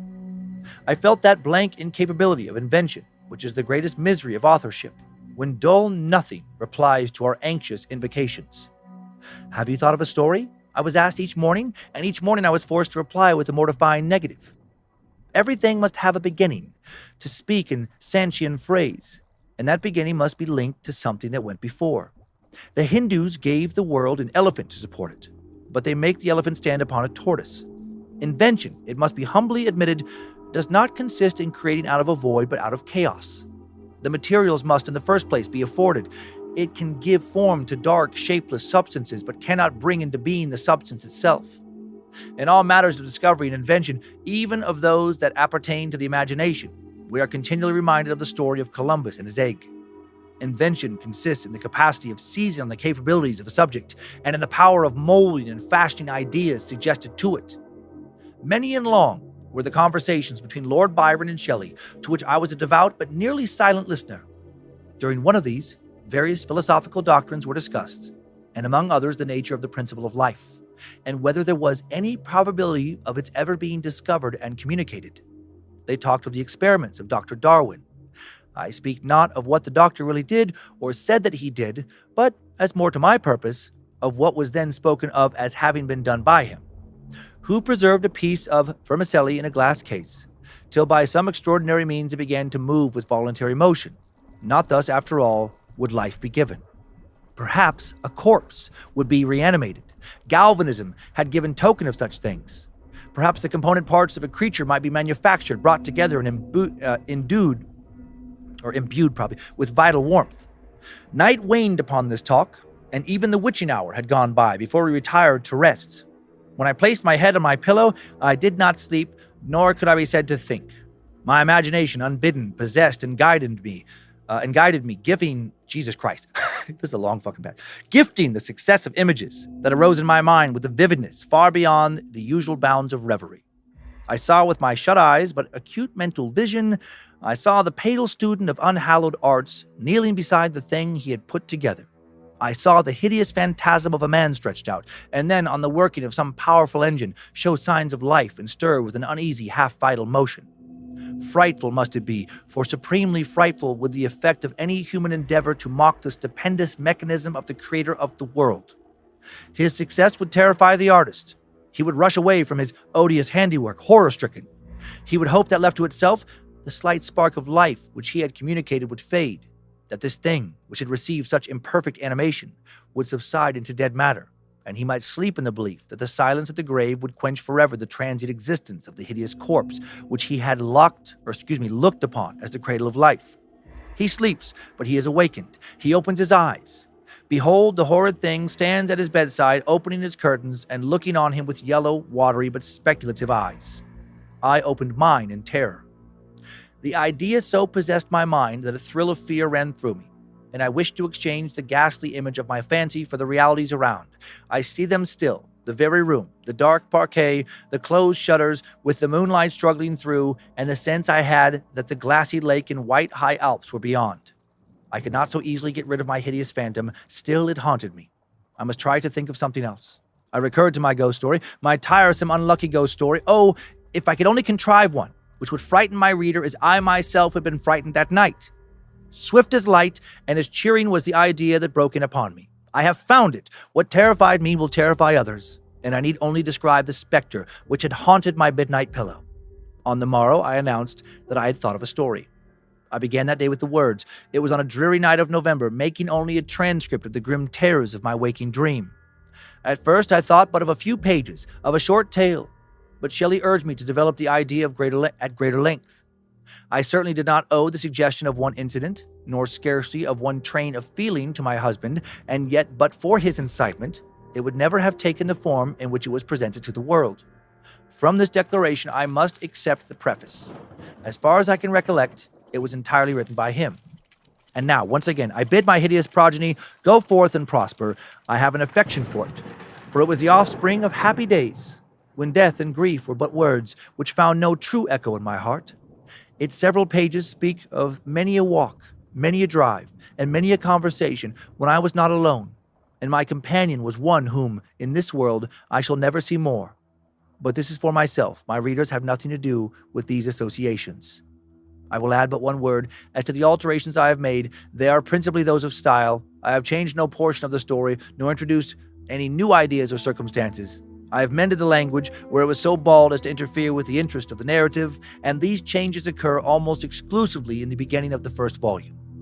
Throughout, they are entirely confined to such parts as are mere adjuncts to the story, leaving the core and substance of it untouched.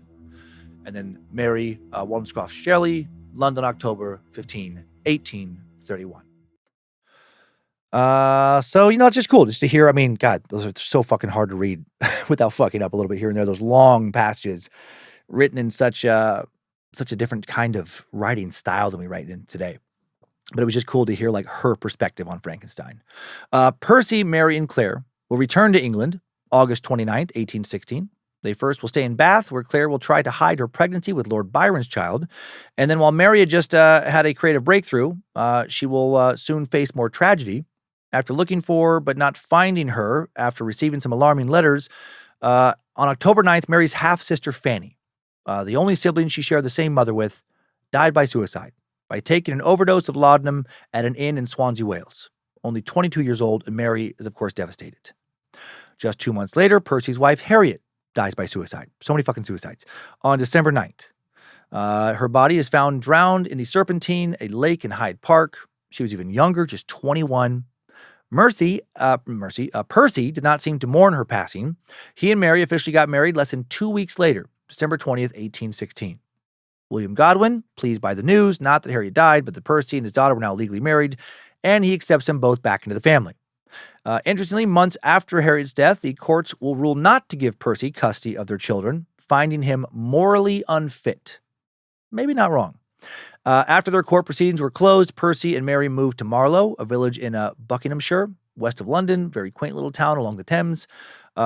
Here, Claire Claremont will give birth to a baby girl, January 13th, 1817, first called Alba, later Allegra, Lord Byron's child, possibly his third. Also there, Mary finished writing Frankenstein by May of 1817.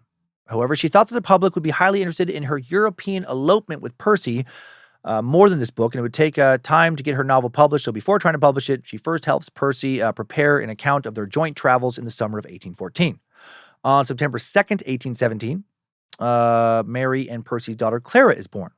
Their second daughter, named Clara, after the first died shortly after birth, and that's a little weird to me. I know this can be seen as a tribute to the first child, but it can also make it look like the second child's a replacement kid. I don't know. I guess to each their own with things like this. I haven't, suffered through it, thankfully. It just seems a little odd. History of a 6 weeks tour is published at Travelogue 2 months later, November 1817. Mary wrote in the preface, "Those whose youth has been passed as theirs, with what success it imports not, in pursuing, like the swallow, the inconstant summer of delight and beauty which invests this visible world," this is a long sentence, "will perhaps find some entertainment in following the author," still the same sentence, "with her husband and friend on foot through part of France and Switzerland," still the same sentence, "and in sailing with her down the castled Rhine," fucking same sentence, "through scenes beautiful in themselves, but which, since she visited them, a great poet has clothed with the freshness of a diviner nature." That's part of why that old fucking timey shit's so hard to read. That was one fucking sentence with like 75 commas. Okay. The great poet refers to her husband. His masterpiece poem, Mont Blanc, first published in Mary's book. At the time, English readers were eager for travel accounts because it was dangerous to travel the continent during Napoleon's wars. Still, the public weren't that interested, and it didn't sell well. And that fall, Percy often lived away from home in London to evade more creditors. But what about his allowance? All the money he got every year. Well, I guess he fucking blew it. Borrowed more money, blew that too, didn't pay people back. I have to say, for a great poet, and for a guy who gave his father-in-law a lot of money, still one massively dislikable motherfucker. Frankenstein released January 1st, 1818, initially under anonymous authorship. 500 copies of Frankenstein, printed anonymously by a large unknown London publisher. Not known how quickly they sold, or by a largely unknown, London publisher. Mary did not immediately claim authorship because the novel's controversial elements. Many readers falsely assumed Percy wrote the introduction. Who did write the introduction was the writer. The book dedicated to William Godwin, he also was credited by many with authorship. While Percy helped his wife with some wording and sentence structure, the work belonged solely to Mary, though. By August, a family friend informed the Shelleys that Frankenstein seems to be universally read. We don't, again, have exact sales numbers, but it is thought that most initial copies went to libraries, and that it was relatively popular in the first few years after initial publication. Checked out a lot at these libraries. Meanwhile, Percy, still maintaining an active literary career alongside his wife, in 1817, he wrote Leon and Sithna, or The Revolution of the Golden City, a poem that centers on incestuous lovers. So much incest. Percy was asked to edit the story, get a new title.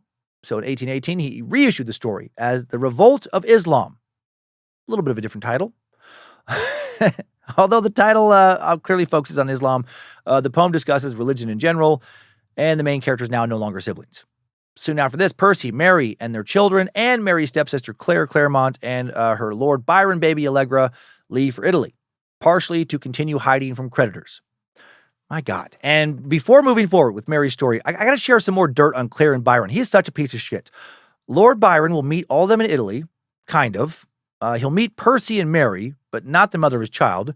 Claire still wants to be with him to raise their child together, but Byron does not want to even fucking see her, but does want to raise their baby, kind of. But on one condition, that Claire go away and he and baby Allegra never have to see her again. I fucking hate this guy. Throughout her pregnancy, Claire had written numerous long letters to Byron, pleading for his attention, promising to, and a promise to care for her and the baby, sometimes reminding him how much he had enjoyed having sex with her, other times threatening suicide. He consistently ignored these letters. Now, not having the money Byron has to raise a child, Claire does give Allegra to him. Actually, since he literally won't see her, she has the baby delivered to him in Venice. He does then grant her a few visits with Allegra over the coming months, but then that motherfucker, after growing tired of the baby, his baby, rather than give the baby back to her mother, which was an option the mother wanted, he instead just dumped her off at a Catholic convent in Bagna Cavallo, motherfucker. This little place in Italy. And then it gets even worse. Claire was outraged when she found out. She wrote a letter begging Lord Byron to retrieve their child. She wrote about how the physical conditions in convents in general were often very unhealthy. The education provided was very poor and was responsible for, quote, she wrote, the state of ignorance and profligacy of Italian women, all pupils of convents. They are bad wives, she didn't care for them, and most unnatural mothers, licentious and ignorant. They are the dishonor and unhappiness of society. Man, she really didn't like him. This step will procure to you an innumerable addition of enemies and of blame. Byron doesn't give a single fuck. Claire then plotted to kidnap her daughter Allegra from the convent and asked Shelley to forge a letter of permission from Byron to go retrieve her. Percy refused. And then she fucking dies there at the age of 5. Allegra dies in the convent after getting some kind of fever. So fuck Lord Byron forever. Claire will hate him for the rest of his life, of course. Why did he do that? Why be so cruel? And shame on Mary and Percy for remaining friendly with that piece of shit. Now, speaking of dead children, back to Mary and Percy. For several years, Percy and Mary lived in different cities around Italy. Percy together. Percy probably did, it seems, fuck around quite a bit, have some affairs. She was reportedly faithful. And then on September 24th, 1818, Mary and Percy's daughter, baby Clara 2.0, dies in Venice at the age of just 1 of dysentery. Then less than a year later, June 7th, 1819, their son William also dies in Rome at the age of 3.5 of some severe illness, most likely malaria. Mary's had 3 kids now. None of them have made it to the age of 4. Percy's had 5 kids. 3 have died young. 2 were essentially abandoned. Mary falls into a deep depression after her son's death. She will write on August 4th, 1819, we have now lived 5 years together, and if all the events of the 5 years were blotted out, I might be happy. So the love of her life has brought her so much misery. Still, she returns to writing by the end of the summer. Around the time of his son's death, Percy wrote Prometheus Unbound, a 4-act lyrical drama that will be published in 1820. The Irish poet, dramatist, writer, and literary critic, who will become one of the foremost figures of 20th century literature, William Butler Yeats, will famously call it among the sacred books of the world. Dude might not have been a good human in many ways, but sure could write. Despite the heartache, Percy and Mary will stay together, and she will get pregnant again. Mary and Percy's 4th child, their 2nd son, Percy Florence, born in November of 1819, and will survive well into adulthood. Percy's birth made it difficult for Mary to publish the novella Mathilda she had been working on, a work that will not be printed until long after her death, not until 1959. And that book deals with, not really surprisingly, after everything we've heard, Gothic themes of more incest and suicide. Specifically, a father's incestuous love for his daughter. And it was thought to be somewhat autobiographical, but not in the sense that William and Mary were incestuous. Still, the character of the incestuous dad believed to be based largely on William, and the object of his lust largely based on Mary. The fuck was going on with these Gothic writers? Here's a summary. The novella begins with readers becoming aware that the story is being narrated in the first person by Mathilda, a young woman barely in her 20s, who writes her story as a way of explaining her actions to her friend Woodville. Readers are also made informed that this narration is meant for a specific audience in answer to a question asked prior to the novella's beginning. You have often asked me the cause of my solitary life, my tears, and above all, my impenetrable and unkind silence. Readers quickly learn that Mathilda is on her deathbed, and this is the only reason she is exposing what seems to be a dark secret. Mathilda's mother, Diana, and her father were childhood friends. Mathilda's father found solace in Diana after the death of his own mother, and the two married not long after. Mathilda, as narrator, notes that Diana changed Mathilda's father, making him more tender and less fickle. However, Mathilda was born a little more than a year after their marriage, and Diana died a few days after her birth, causing her father to sink into a deep depression. His sister, Mathilda's aunt, came to England to stay with them and help care for Mathilda, but Mathilda's father, unable to even look at his daughter now, left about a month after his wife's death, and Mathilda is raised by her aunt. Mathilda tells Woodville that her upbringing, while cold on the part of her aunt, was never neglectful. She learned to occupy her time with books and jaunts around her aunt's estate in Scotland. On Mathilda's 16th birthday, her aunt received a letter from Mathilda's father expressing his desire to now see his daughter. Mathilda describes their first 3 months in each other's company as being blissful, but this ends when Mathilda's aunt dies, and then after the two return to London upon Mathilda's father's expressions of lust for her. Leading up to the moment of revelation, Mathilda was courted by suitors, which she noticed drew dark moods from her dad. This darkness ensued, causing Mathilda to plot a way of bringing back the father she once knew. She asked him to accompany her on a walk to the woods that surrounded them, and on this walk she expressed her concerns and her wishes to restore the relationship to what it was. Her father accused her of being presumptuous and very rash. However, this did not stop her, and he eventually confessed his incestuous desire regarding his daughter. Mathilda's father then fainted. She retreated back to their home. Her dad left her a note the next morning explaining that he would leave her, and she understood that his actual intent was to commit suicide. Mathilda followed him, but was too late to stop him from drowning himself. Okay. Even more wow, even crazier than that. Mary Shelley sent the finished manuscript of Mathilda to her dad back in England to submit for publication. And he was like, "Are you fucking kidding me? What? Fuck no, I'm not publishing this. Are you absolutely insane?" William did admire some aspects of the novella, but found the incest theme, quote, disgusting and detestable. And then he refused to give Mary back the manuscript, despite his daughter's repeated request for him to do so. Absurd. This is a much weirder biography than I thought it would be. Moving along, in the spring of 1820, Mary produced 2 blank verse adaptations from Ovid, Proserpine, and Midas, first published in an annual, and the second not published until long after Mary's death in 1922. In 1821, the Shelleys moved to Pisa, Italy. By the end of the year, they were joined by their friend Lord Byron, after he needlessly dumped his kid off at a convent. Don't like it. Mary would write Valperga, published in 1823, a historical novel about the adventures of a real 14th century Italian Duke of Lucca. In the novel, his armies threaten the fictional fortress of Valperga, governed by Countess Euthanasia, the woman he loves. He forces her to choose between her feelings for him and political liberty, and she chooses the latter and sails off to her death. No incest. Sounds kind of boring. And I didn't look up before I sat down to record if this is the etymology, like the root of where our word euthanasia now comes from now, or if that already existed. Probably already existed. Dad did edit this one and agreed to help it get published. He was like, no character based on me, wanting to fuck a character based on you? Okay, I'll allow it. Still, it didn't sell well or attract much attention. But the daddy wanting to fuck daughter book would have probably got more attention. Mary also wrote more travel diaries and magazine articles around this time for a little bit of money. On June 16, 1822, more baby problems. Mary, unfortunately, suffered a miscarriage. Then the following month, she suffered another devastating loss. On July 1st, 1822, Percy and his friend Edward Williams sailed off in Percy's boat called Don Juan to Livorno, where Percy met writers Leigh Hunt and Lord Byron, that fucking prick, to make arrangements for a new journal called The Liberal. After the meeting on July 8th, Percy, Edward, and their boat boy sailed out of Livorno to go to Lecce, but they never made it. A few hours later, the boat and its crew were lost to a storm. Sadly, Lord Byron, not aboard, and was still very much alive. Percy's dead body washed ashore at Viareggio. There we go, 10 days later. His remains were cremated on the beach on August 16th.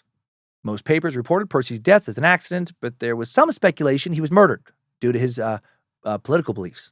Either way, he died just shy of turning 30. Mary's now a widow at the young age of just 25. How the fuck is she only 25 in the story at this point? Feels like she should be 50.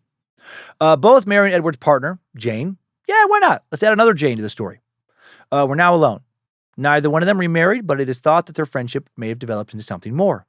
Mary wrote in 1835, being afraid of men, I was apt to get tousy-mousy for women. These euphemisms have convinced some scholars that Mary may have been bisexual. Mary was heartbroken, expressed her grief in verse, which she almost never did. Mary's diary entries, according to the Poetry Foundation, quote, are not typical of Shelley's prose style. They are more memoranda than diaries, telegraphic and abbreviated for the most part. 2 exceptions are notable. Travel entries, especially her descriptions of Geneva in 1816, and the melancholy entries following the 3-month gap in her journal after Percy Shelley's death in 1822. Here she confides to herself the minutest feelings that had been previously found only in letters and rarely there. Perhaps it was her husband's death that unleashed this eloquent self-communion, since her ideas and feelings before had always been tested against his.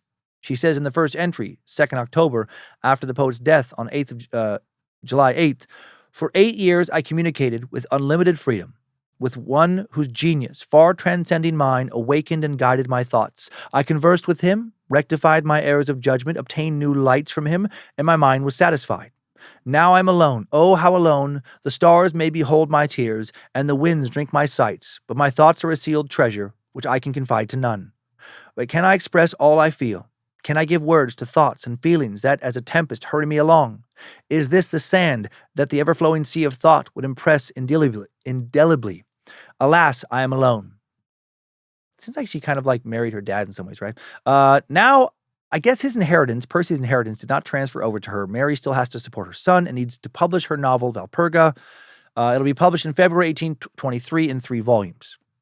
But like I said, it doesn't sell well. However, Mary Shelley's name first appeared on the second edition of Frankenstein, published by G. and W. B. Whitaker in 1823. That does sell pretty well, but doesn't make her much money. Maybe 20, 30 pounds. We don't have exact figures.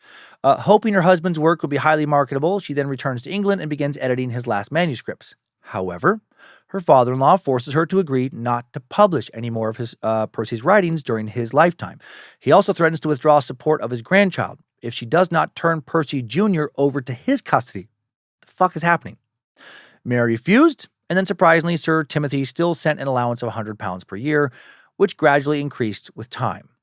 In February of 1826, Mary had a new book published, The Last Man, another sci-fi novel, an apocalyptic dystopian story about a late 21st century Europe ravaged by the rise of a plague that rapidly sweeps across the entire globe, ultimately resulting in the near extinction of humanity. One of the first dystopian fictional novels ever published, but critics hated it. It remained largely obscure at the time of its publication. It wasn't until the 1960s that the novel would resurface for the public. Frankenstein get more popular, thanks to some recent stage productions, though. However, while the theatrical productions brought heavy profits to theater owners and producers, 19th century copyright laws offered 0 performance royalties or theatrical profit shares to authors. God damn it. In September of 1826, Percy Shelley's first son, Charles Shelley, died, making Percy Jr. the only surviving Shelley male heir to the baronetcy, only 6 years old at the time. Now, with more support from Percy's aristocratic wealthy family, since she's raising the only fucking living grandson Percy produced, or the only grandson they have, Mary and her son have the means to travel. Still honoring the agreement not to publish her husband's work until her father-in-law died, Mary helped others with their editing. For example, during the second half of 1829, she helped Cyrus Redding with the Paris edition of Percy's collected poems. Did I mention that Lord Byron was dead now? Oh, yeah, he is. Very, very dead. And how it happened is actually pretty funny. After breaking up a marriage in Italy in 1823, then growing bored of his mistress, so on brand, he decided to ditch her and go to Greece and fight the Ottomans on behalf of the Greeks in the Greek War for Independence. Pretty random. He was so committed to this, he even sold one of his family estates to raise money for the Greek cause, but it sounds like in the end his efforts didn't help much. He mostly got taken advantage of by some Greek warlords/mercenaries who never really did anything good with all the money he gave them, and he gave them so much. Then he got a fever and had some shitty doctors keep draining him of his, quote, bad blood that was actually very good blood he needed very much, immunely speaking, and he got weaker and weaker and then died before ever doing a minute of actual fighting. Sloppy, chaotic end to a sloppy, chaotic life. The Greeks mourned Lord Byron deeply and became a national hero, but honestly, fuck that guy forever. He was 36. Back to Mary.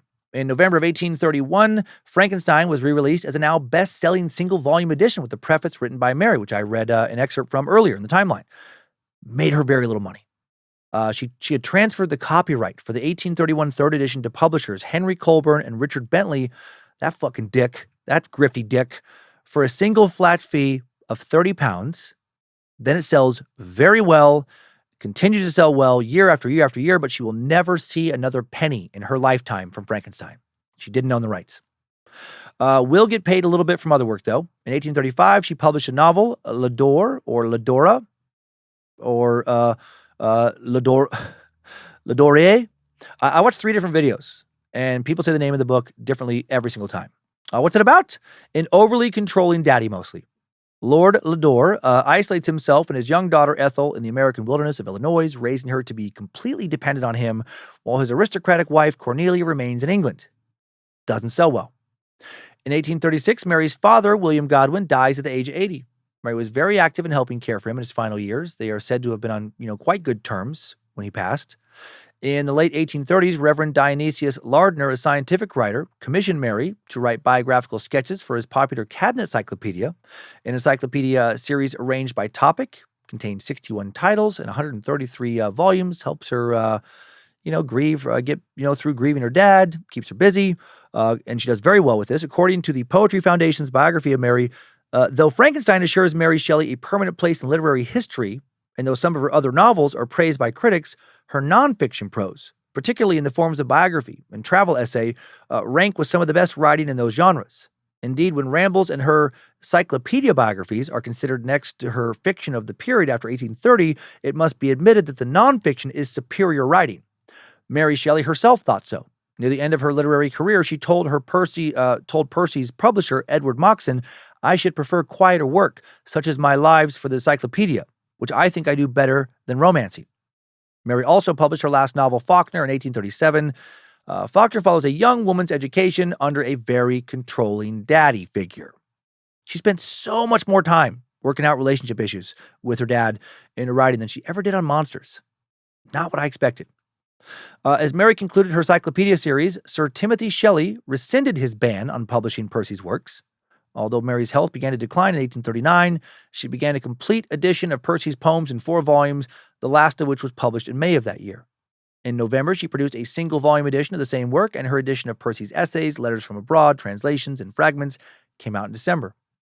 After that, Mary traveled with her son and his college friends in hopes of getting a reprieve from her symptoms, keeping a journal of her travels to publish later. Some historians think she probably had a brain tumor. Actually, most people seem to think she had a brain tumor. Might have had a series of strokes preceding it as well. Mary's stepmother, Mary Jane Godwin, dies at the age of 73, June 17, 1841, at home in London. While the two did reconcile somewhat after Mary's father's death, they were never affectionate or ever really on good terms.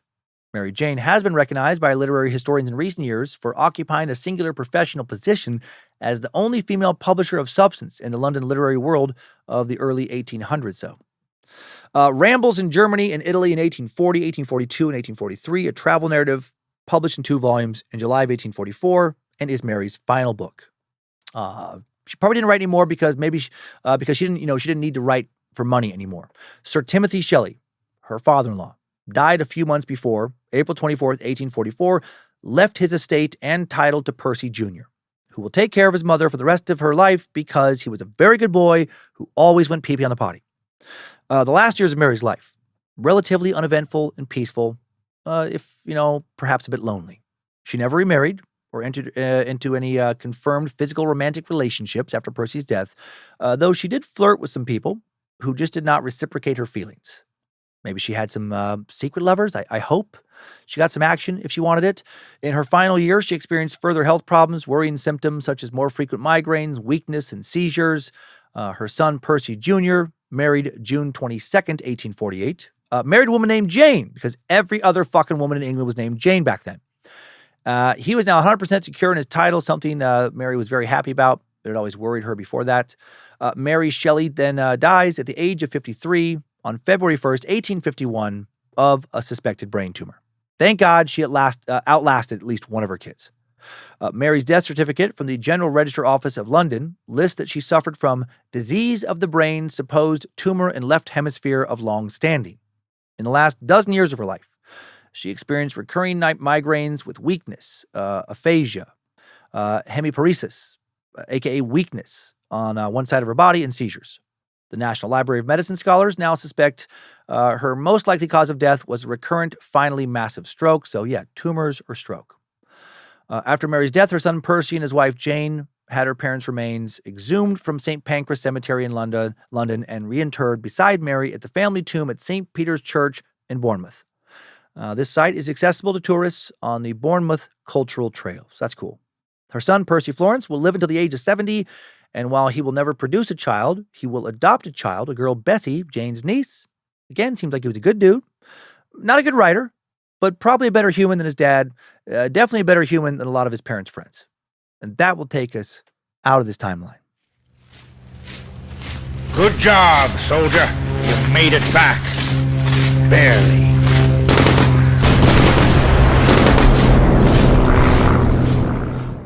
So what a story, right? Mary Shelley, the mother of science fiction, created Frankenstein when just a teenager. It's incredible.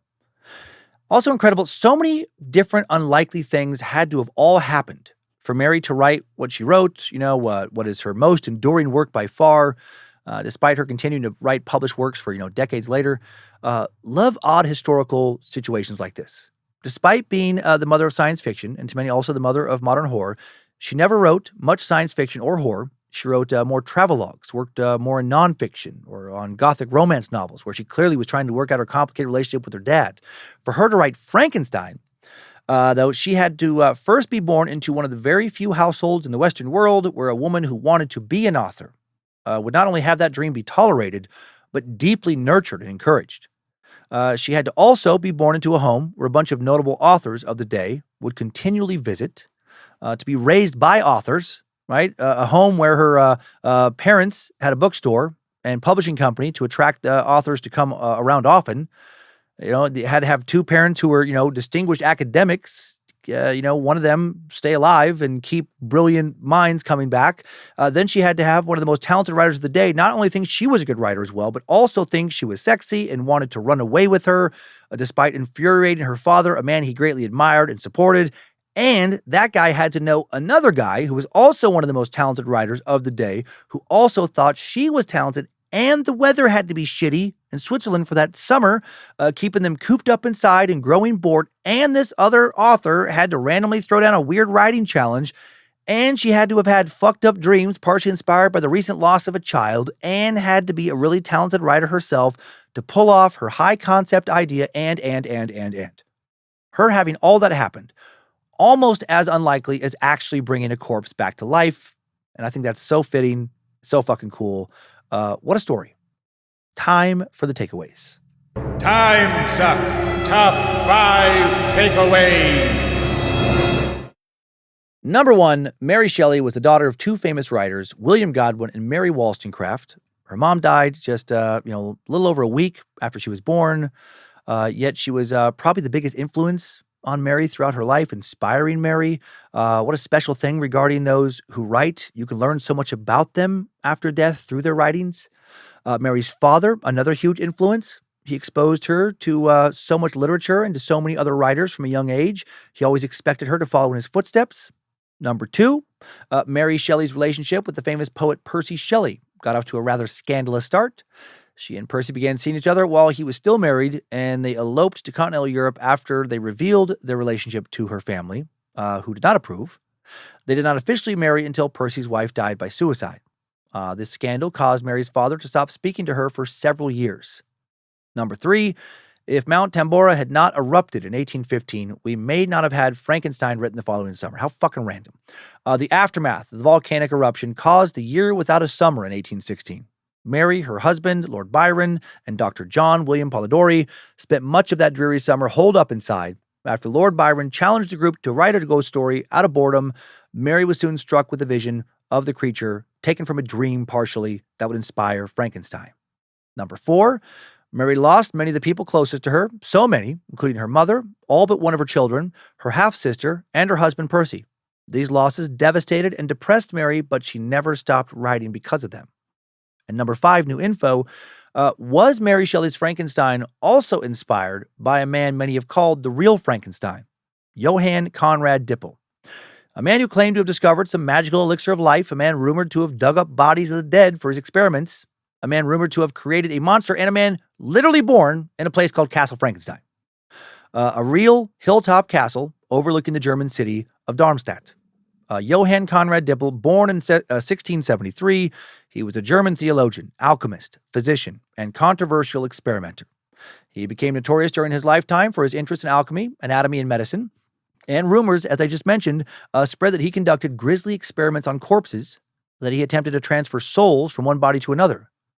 Although these stories are difficult or impossible to verify, they do fit in neatly with themes of Shelley's novel and have helped fuel the legend of the connection. Dippel also created a foul-smelling elixir, an animal oil known as Dippel's oil, which he claimed had remarkable medicinal properties and was viewed by many contemporaries as the work of a mad scientist. His outspoken personality, unconventional research, reputation for pushing ethical boundaries made him a larger-than-life figure in German folklore. The theory that he inspired Mary's story gained wider attention after author Alexander G. Bogdanovich argued in the 1970s that Mary likely visited Castle Frankenstein while traveling, or definitely could have, while traveling along the Rhine River in 1814, 2 years before writing her novel. According to this idea, she could have heard local stories about Dippel's bizarre experiments and woven them into Victor Frankenstein's character. However, despite all these very obvious connections, right down to the name Frankenstein, some historians do remain skeptical because there's no surviving evidence that Mary Shelley ever visited the castle for sure. She didn't mention Dippel in her journals or letters. It's not, certain that she even knew who he was, but come on. For me, the inspiration is pretty fucking obvious, and it makes me like her story even more. Timesuck Top 5 Takeaways. Mary Shelley, mother of Frankenstein, has been sucked. Thank you to the Bad Magic Productions team for all their help in making Timesuck. Thanks to Queen of Bad Magic, Lindsay Cummins. Thanks to Logan Keith, helping publish this episode, designing merch for the store at badmagicproductions.com. Thank you to longtime researcher Olivia Lee for her research this week. Also, thanks to the All-Seeing Eyes, moderating the Cult of the Curious private Facebook page. They continue to do such an awesome job, such an awesome group of people. Thanks to the Mod Squad, making sure Discord keeps running smooth, and to everybody over in the Timesuck subreddit and Bad Magic subreddit. And now, let's head on over to this week's Timesucker Updates. Updates? Get your Timesucker updates. Just one update this week. It's a big ol' update. Very informative. About something that we have already covered, but this is another perspective, just another person in the same industry. And it's something we talk about pretty much every week in one way or another. Something in the back of all of our minds all the time. Death. Another professional corpse touching sack sent in another message with the subject line of professional corpse toucher to bojangles@timesuckpodcast.com. Well, hello, Suckmaster, Supreme, Esquire, Reverend Doctor, and all the other titles bestowed upon your most unholiness. I've been a sucker and creeper since before the pandemic, and I've actually written it a couple times before. I recently listened to the Carl Tanzler episode, and now I'm writing in to tell you that you suck. JK, gosh dang, on my heck. I am going to call you out, though. You see, I am a professional body toucher, a.k.a. a funeral director. I've been in the industry about 3 years, so I'm still admittedly very much a baby mortician. However, I probably see more dead people in a week than your average person will see in their lifetime. I've also walked alongside many families during their most traumatic life experiences to help guide them.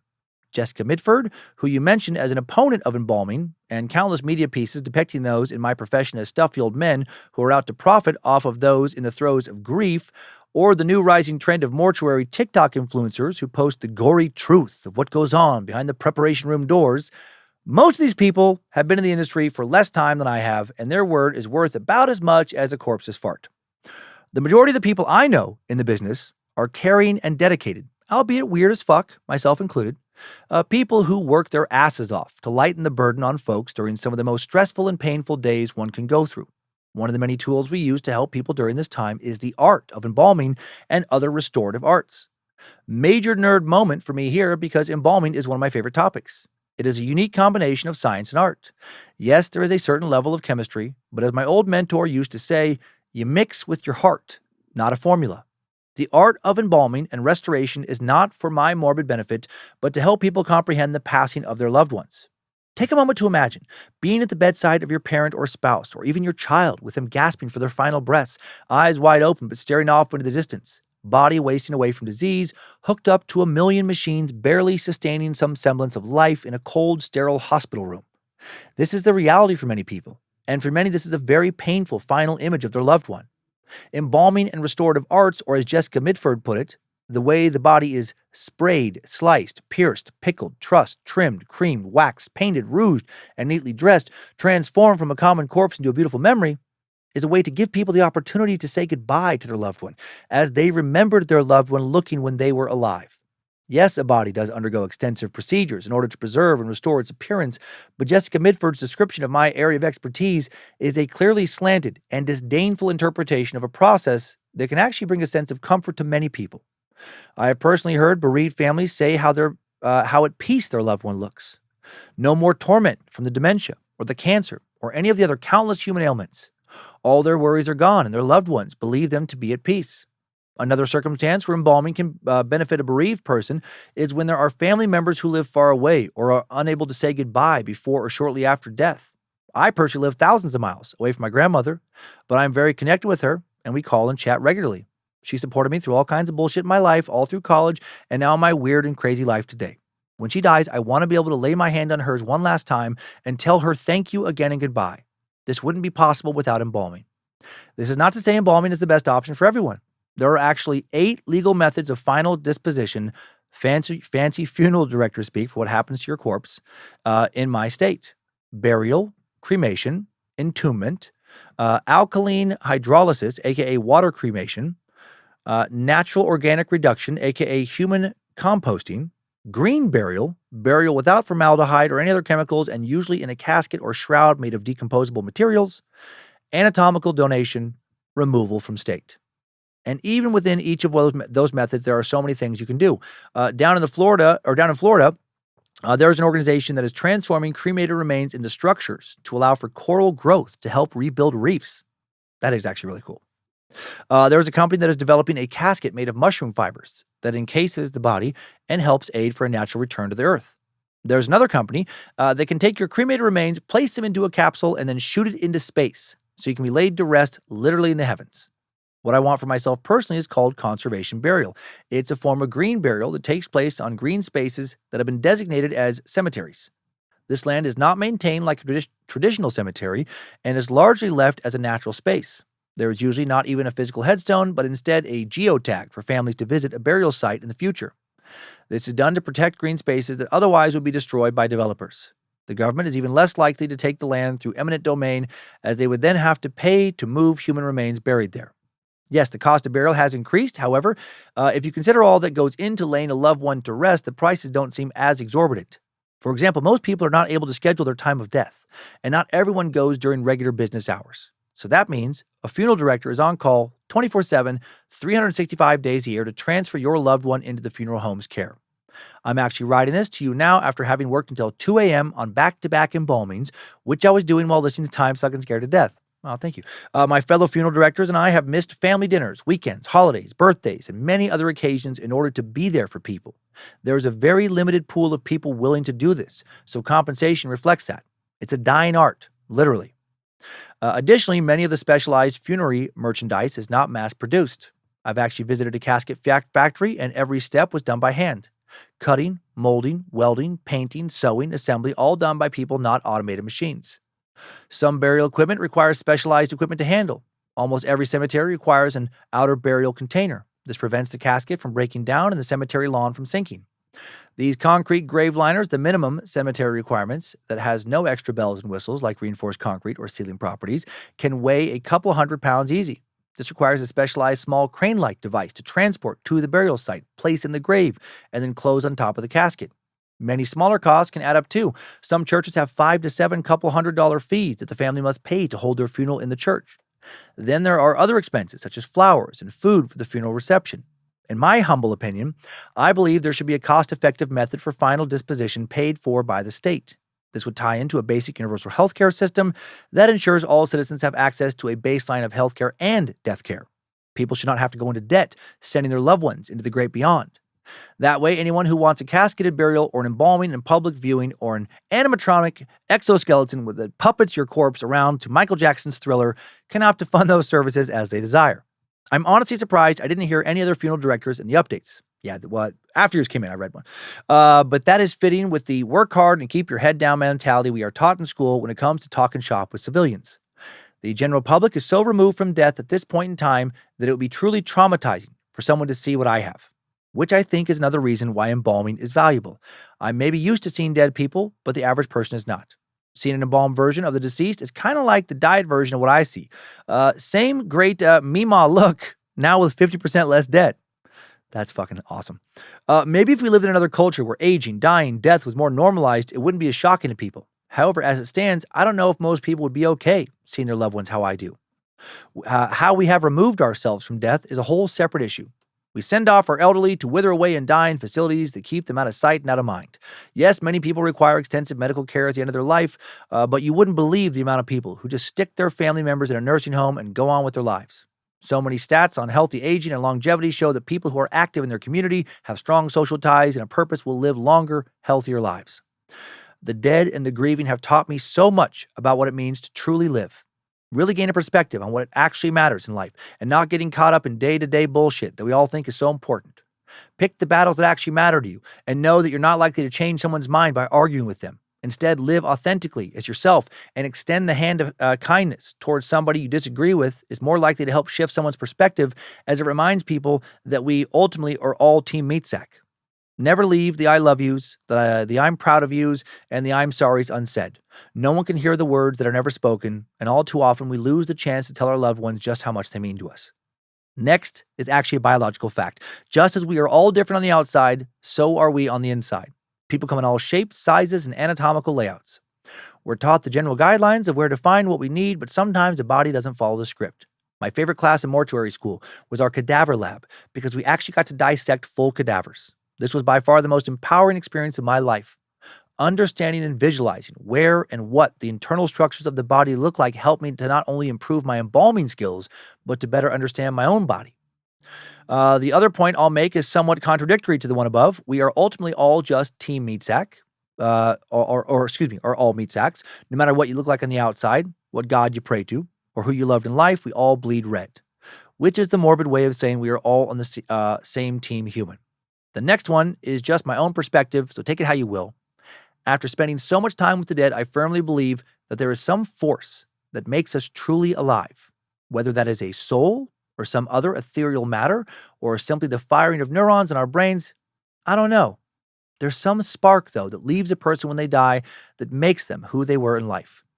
This kind of leads into the whole ghosty side of things. And while I've also experienced some spooky happenings, I'm waiting to compile that anthology for Scared to Death once I get some really good ones. Love what you do, and I have met so many incredible people during my short time in the industry so far. Oh, excuse me. I fucking weirdly turned that around about me. I love what I do.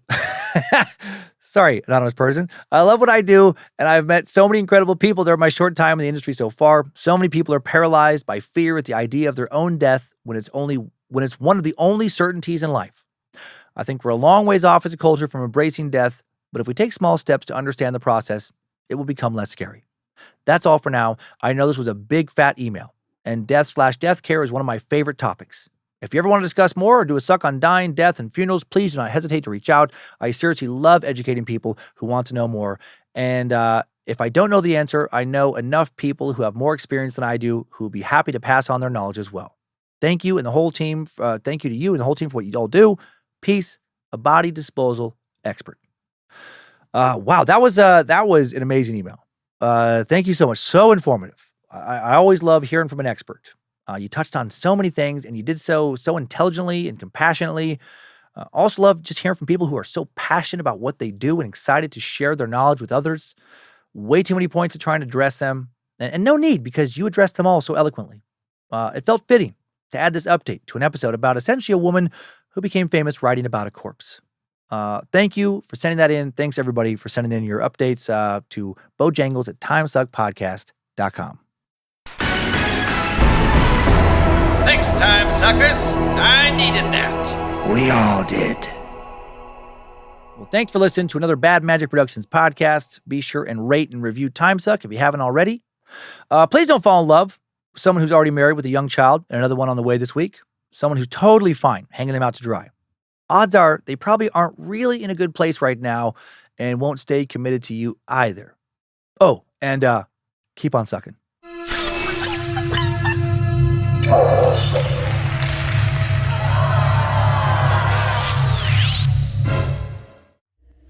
Bad Magic Productions.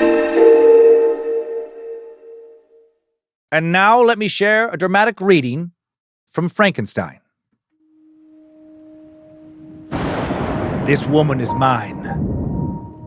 Her touch is electrifying, stoking the wild, bright fire raging in my loins. I'm so turned on, I feel like I'm going to explode. But I want to make this last. I want to savor this moment. And I don't just want her to feel good. I want her to feel incredible. I want this to be special for her. For both of us. I look at Lucy lying on the bed, completely naked with her legs spread. She looks like a goddess. And she's invited me into her. My eyes flick down to her pussy. So pink, so juicy, just begging my cock to plunge inside and fill her up. I position myself between her thighs, burying my face in her wetness again, my tongue hungrily licking her up and down. She moans softly, her hands running through my hair. That feels so good, she coos. She lifts her hips and grinds against my face, then reaches down and wraps her fingers around my thick shaft, stroking it up and down. She groans in delight. I can't wait for the main course. Leaning down, she gives my cock a couple quick licks, and the sensation sends a bolt of lightning through my body. I feel my balls tighten and contract. That tastes good, she smiles, turning her head to the side as she starts to lick me again, up and down, again and again, her tongue sliding up and down my shaft. Her lips are soft and moist, and I can't help but groan in delight. Her tongue feels so good. I'm not sure how much longer I can take this. That does it. My dick is so fucking hard it hurts. I can't take this teasing anymore. I pull her soaking wet pussy towards me, and slowly I press myself into her, pushing every inch of me inside her tightness. I watch her face, and she makes a pained expression, moaning louder than I've ever heard her moan before. Does it hurt? I ask with concern. I don't want to hurt you. No, she breathes, not at all. They must be lying. What they say about your first time, at least for me, 'cause Frank, you feel so good. Good, I growl. I love the sound of pleasure on your lips. I put my hand behind her head and thrust myself into her harder and faster, giving us both what we want. Each movement of my hips sends her banging into the headboard of the bed. Oh, fuck Frank, she gasps, moaning loudly and digging her fingernails into my ass. Right now she's mine, and I want to fuck her until she shudders in pleasure, till she comes on my cock so hard she can't speak. Frank, she moans again, her voice husky, supple breasts bouncing in rhythm with my movements. She's bucking her hips, meeting my thrust, grinding against me and groaning in pleasure. I reach down to her wetness, rubbing her clit up and down, and she squeals. Harder, Frank, she urges. Oh, wait a minute. It kind of feels awkward now. I'm sorry. Were you expecting me to read from a different Frankenstein? Like Mary Shelley's? Oh, no, I was reading an excerpt from 2023's Getting Freaky with Frankenstein by Tabitha Lovelace. Sorry, my apologies. And now I bid you good day.